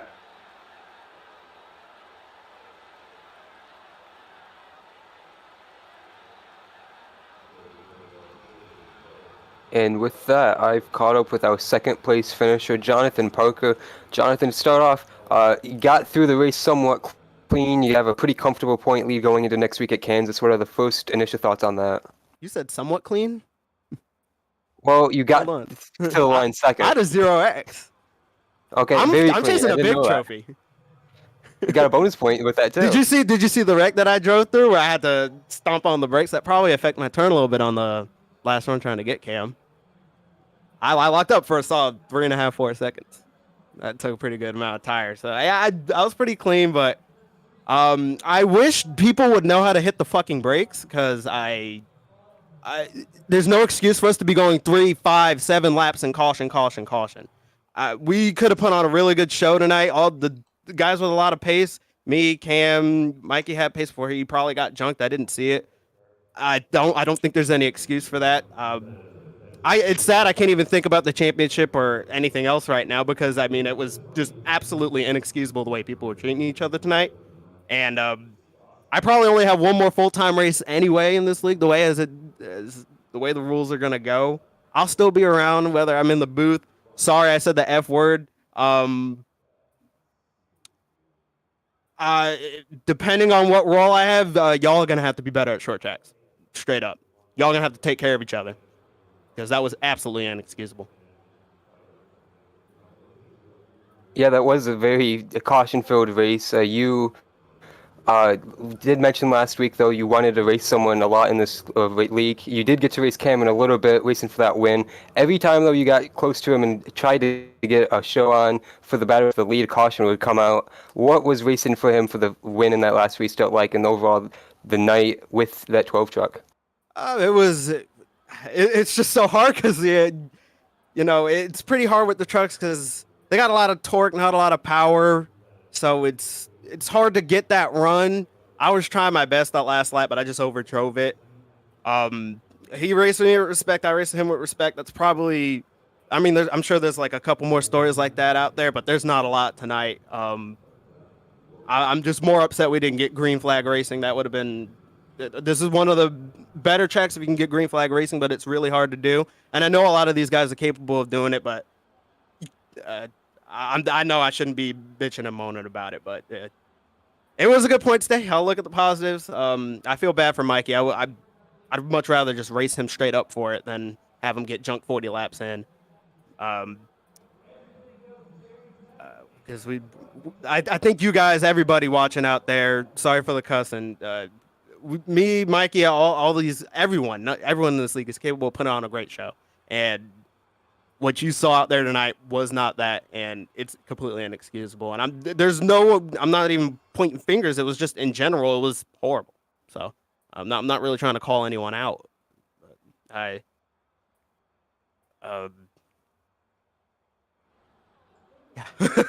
Sorry about this. Yeah. I didn't know.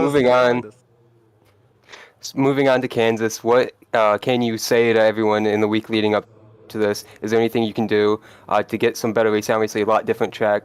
I mean, we've had issues at Kansas in the past. Yeah, they've been fine on mile and a half. We've been fine most of the year. It's just we go to short tracks, we lose our, minds. I get it. Rubbing's racing, but cleaning people, knocking people out is chicken. You know what? So be better next time we go to a short track. But as for Kansas, I'm gonna go out there. Since it's probably my last full-time race, I'm not sure if I'm supposed to be saying that. Doesn't matter to me. I'm gonna go out there. I'm gonna try and go out on top in 2 ways. I'm gonna try and win that championship. Make sure I don't lose a bunch of points. I'm gonna try and win that race. I'm gonna try to lead every single lap, because I just enjoy it while I can. Because I'm not gonna be around too much next year in terms of driving. Well, we look forward to seeing what you can put on next week at Kansas. Final thoughts here, Martinsville second place finish. Any shout outs, anyone you want to thank after a performance and a speech like that for a second place finish? Appreciate Cam for letting me race this. Sucks he's making a rule. I guess he has to make a rule that I can't race. But it is what it is. I'd like to thank everyone at JBM. Ethan, he's a great friend too. He didn't have a great night tonight. He lagged out before we could even go green. I feel terrible for him. We need to give him some good internet because he's another one of those really talented guys who could put on a great show. And all you guys at home, all you guys in the booth, you guys do a great job. I rewatch all your broadcasts. You guys do a great job. I might be with you next year. Not might, probably will be. And all you fans at home, cover your ears for my interview. Sorry for the cursing. All right, well, we look forward to seeing you next week and see what you can perform with the 81 truck, Jonathan. Congrats again tonight. Have a good one. Thank you, Adam. It was a very outspoken second place finish for Jonathan Poker. A lot on his mind tonight. A lot going on in his mind next week, though. Joshua Capano is now in victory lane, though, with tonight's winner. Indeed, I am. Caldwell, what a race! I'm a little impressed. I think I kind of wrote you off as someone who'd be up there, and then I kind of remembered what happened last season, where you were up there at the end. But you had Parker, who was really strong, hounding on your back bumper there towards the final laps. Just walk us through how this race went for you. Yeah, obviously super pumped to get a win. This is my last race of the season because I'll be on vacation next week, so I'll be missing Kansas once again, 2 seasons in a row. Fun about that, but I'm glad I was able to go out on top for my season. And I'm also just, regardless of how that race finished, I was just really excited to be able to finally run toe-to-toe with Parker, because we've raced for years, but we just have not been able to run around each other this season. More often than not, he's way ahead of me, but I think he still had the advantage on me, but I was much closer to him on pace than probably anywhere else. So it was a ton of fun, as well as racing with Josh Arnold. I really am upset with myself that I got into him earlier in the race, but with how that race was going, I felt like one of us was going to spin at some point. So not pleased with myself with that, but just gotta move on. I felt like track position was huge tonight. And I felt like it kind of showed towards the beginning of the race because I missed that big wreck, and I went from, I want to say, 9th to 4th, and that set the race up for me after that, because I was just stuck in the back there, and it was really tough to pass. So once I had the track position, I knew my long run pace was pretty good. So once I got that position, I was good. And obviously the field started to thin out a bit, so I pit there, I don't know, 130 something maybe, and had the fresh tires over Parker, but just too many cautions to be able to use it properly. Eventually got back the lead. I honestly don't remember how. It's kind of drawing a blank on that one, but I guess I did pass Brett. But yeah, that last restart got my nerves going because I knew Parker was going to race me clean, but we've seen how good he's been all season, and yeah, I just had to hit my marks, and I did that. So I'm really happy overall, and a little bit of redemption after last season. I felt like I could have had that one too at Martinsville, but just glad to finally get one. All right, well, when we came to that choose there, of course, you and Parker chose the bottom, and that allowed Brett to take the outside. So were you expecting Parker to take the bottom? Were you kind of preparing yourself for that? Or were you thinking that possibly Brett might line up behind you? And how are you going to restart any differently depending on who it was lining up behind you? I figured he's probably going to pick the bottom, Parker, that is. It was really tough to start on the outside, especially with tires that were as old as those were.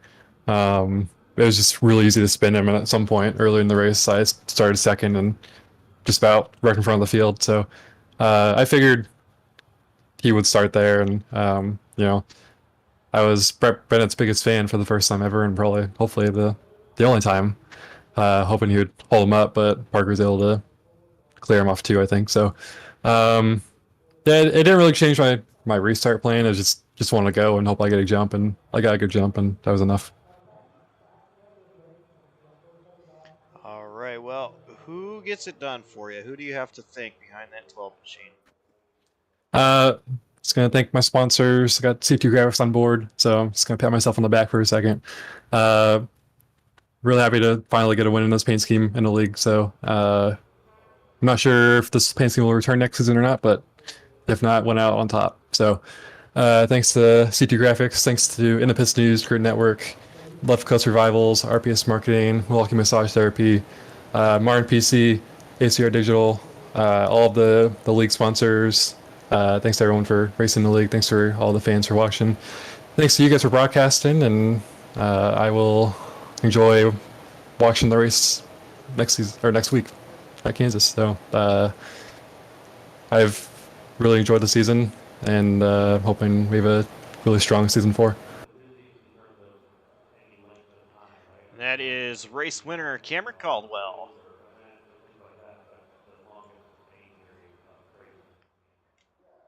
Well, let's go ahead and bring in Dawson Allen. So Dawson, before we get to an interview portion of course, you one-upping me, finishing 9th, let's go ahead and talk about the point situation. Yeah, so after the race, I went through, I crunched the numbers. Of course, this is always, and it always will be, unofficial until we can get a clear confirmation from the actual mastermind of the points, Cameron Caldwell. By my calculations, here's where we stand. Jonathan Parker currently sits at 2,213 points in this at the conclusion of this race, job for the checkered flag. Behind him, Michael Kruger is back 38 points. Dalton Kelley's back 76, David Duran 80, Alex Griffin 83. They're all irrelevant. They are no longer in championship contention. They do not have a shot. Michael Kruger has an outsider shot, but it is very slim. Here's what will have to happen. We will have to see 23 or more cars show up and race this next week at Kansas. If we have less than 23, if we have 22 or less, that is a lock for Jonathan Parker to lock up the championship. If we have more than 23, it stands to be that Michael Kruger will have to win the pole. He will have to lead the most laps. He will have to have the fastest lap. He will have to make sure that Jonathan Parker does not get the hard charger award and that he does not get any laps led. If any of that happens, it's over. And then, of course, Michael Kruger has to have a 0x clean race to where he can get 53 points. But he would also need Parker to finish 23rd or worse. And he would then be able to clinch the title. But it is going to be a very long shot because we have not seen more than 22 in a while. So I don't quite see it happening. But there is still that slim chance. But right now, as it stands, Jonathan Parker has the championship locked up. Right now, as far as going into the driver role and having an interview, actually, John, do you wanna talk to Dawson? Absolutely, I will. Dawson, go ahead and tell us how the rest of your race went since we last spoke to you under caution. I don't even know where to begin on that one. First and foremost, David and Justin Durand. Man, I feel bad because I know a lot of the times it's Brett and it's some of the other teammates. You know, both our teams, we're not really best of friends. I wouldn't say we hate each other, but we're not really on good terms a lot of the times. And it doesn't help that little part-timer me comes in and drives them the way I did. So for that, I do want to apologize to both of them. They deserved a lot better than what they got. I think Justin finished 10th and David finished 6th. And it, partly is because of the way, I handled racing against them. And I just want to get that out there. I'm sorry to them. I had an issue. We stacked up on one of the restarts early on, got Chicano caught up in it, took him out. I think I was all over the place a lot of the time, hitting people, bouncing off the wall. Couldn't keep the truck straight. Truck was just pretty much killed after one of those hits. It was a chaotic race, but somehow, some way, we still walk away with the top 10.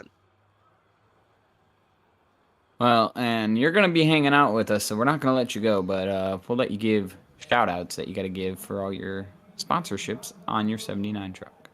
Yeah, that Ale8 and Kentucky Proud F-150 took a beating. Took a very big beating tonight. Definitely rattled some cages, ruffled some feathers. Was not the best performance at all. Definitely a lot to improve on my short track racing. That's one of the areas that I am very much inexperienced and not good at, but we're trying to work on it. We're trying to see if we can get that machine better for all these part-time races we're looking forward to next season.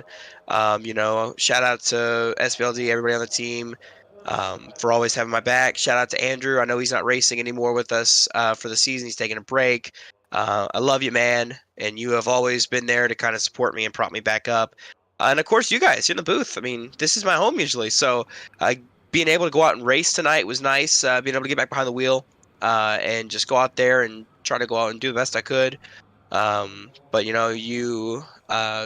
John, as you've joined in recently, have been a pleasant surprise to the booth, and I've very much enjoyed it. Adam, as always, is great, and Josh is always behind me on the racetrack, so it's nice to have him up in the booth, being somewhat comparative with me for a time being.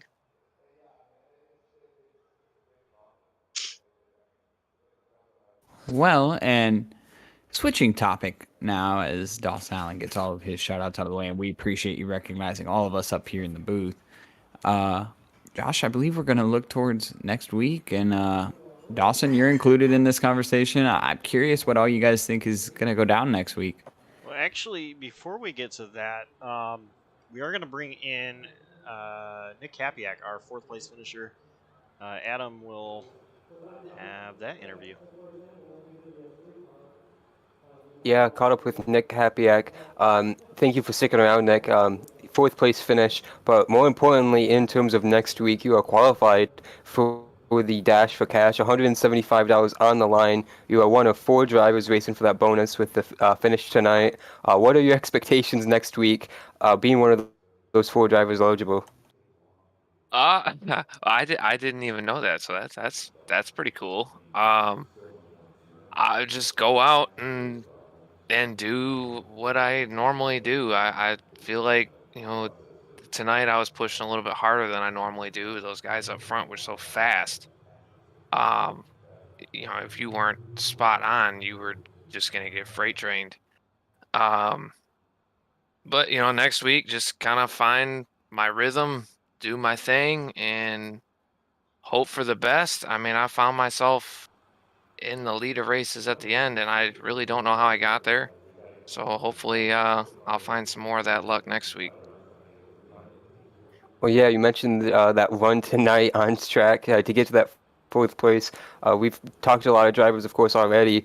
Some aren't very happy with the way everything shook out on the racetrack. You were involved in quite a few incidents yourself, but like we mentioned, able to rebound to 4th. How was that over the course of these 200 laps tonight? It was all right. I tried to stay at the front, and then I screwed up when everybody pitted, and I stayed out, and I knew I was in trouble. And I kind of just bit the bullet and went to the back of the pack, and it was kind of chaotic there, but I was able to roll that outside really, really good tonight. And I was getting some really good launches off, and that really helped me maneuver through the pack. At the front, it seemed to be, I mean, it was hard racing for sure, but it was a little bit more spread out, I guess. We had more room. It wasn't so smashed together where everybody's hitting each other in the corners. It was better up there. But it was rough. It sucked at the end. I feel like if I could have got clear of the 47, I think I had a run for Caldwell there at the end, but things happen at short track, and you just got to put it behind you and move on, and maybe I'll fix all this next week and walk away maybe with a little extra cash. I mean, you just got to think forward. So Yeah, we're going to be watching. Hopefully you can get that done. Who do you have to thank and shout out for a 4th place finish tonight, and look forward to supporting them again next week. See what you can do at Kansas. Oh, first off, you guys put on a great broadcast. I love going back and watching races, and even races that I'm not even a part of. You guys do an awesome job. Shout out to Josh Arnold for that paint scheme. I absolutely love it. I'm going to contribute a lot of that speed to how nice that truck looked out there. So, but like I said, it's not the ending I wanted, but with 4th place finish, you can't can't be too disappointed with that, especially racing with these guys. There's a lot of really fast drivers out there. So overall, it was fun. All right, thanks once again for sticking around a little bit longer and chatting with us, Nick. And good luck next week. No problem. Y'all have a nice night. That is tonight's fourth place finisher, Nick Hapiak, and the advancing driver into the Dash for Cash grand finale next week in Kansas. Yeah, so we talked about it. Kansas, of course, you know, something on the line for the drivers that aren't in the chase, drivers that didn't make the chase. So, Dawson, it's something that, you know, we've been building up with the last few weeks. So, you know, remind us again who those 4 drivers are. Yeah, so heading in to this championship, quote-unquote championship round, it's the final 4 competitors that were able to qualify for this last race. So that is Zach Probst, Josh Arnold, Ethan Fonseca Moreno, and then Nick Hapiak tonight was able to be the final entrant into this. So what it is, these 4 drivers were the highest finishing non-playoff drivers to the last 4 races. Of course, Hapiak was not, by virtue of Caldwell and Bennett finishing the highest, but Bennett will not be participating next week, and Caldwell had withdrawn himself from the program. So while Bennett does get the pot for tonight, he does not get the lock, which is what Hapiak gets. So next week, we will have those 4 drivers. The best finisher of those 4 drivers will receive $175. And on top of that, the highest finishing non-playoff driver that is not in that championship 4 either will also still win a $15 Dash for Cash prize. So we still have plenty up for grabs for everybody that's not in that championship 4. There's still another $15 bonus out there for anybody that can go out there and get it. On top of what we've got rewarded for those 4 drivers, what they're racing for. So it's going to be really exciting. I'm really happy to have be able to do something like this, to really try to get some extra people to keep running, especially like late in the season like this. It's hard to get a field count up. So this is motivation for those drivers to show up and still race and just try to get a prize and hopefully also have a little bit of fun. I'm really looking forward to Kansas. Looking forward to getting back out on track, and I've got one last shot this season to try to one up you, Dawson. But yeah, looking back at Martinsville here, this race it was I think classic Martinsville, short track racing, lots of bumping and banging, and you know Cameron Caldwell walking away with his 2nd win of the season. But you know, putting this behind us, we go to Tuesday night. The slide job. Let me start that over. The MF Racing Designs slide job racing league. There takes. It's going to be Las Vegas. And I believe that's their patriotic race too, is it not? Yes, it is. Looking forward to that one, and it's going to. We're going to have a lot more than American schemes out there. There's some Canadians that are going to be running Canadian-inspired schemes, so looking forward to seeing that as well.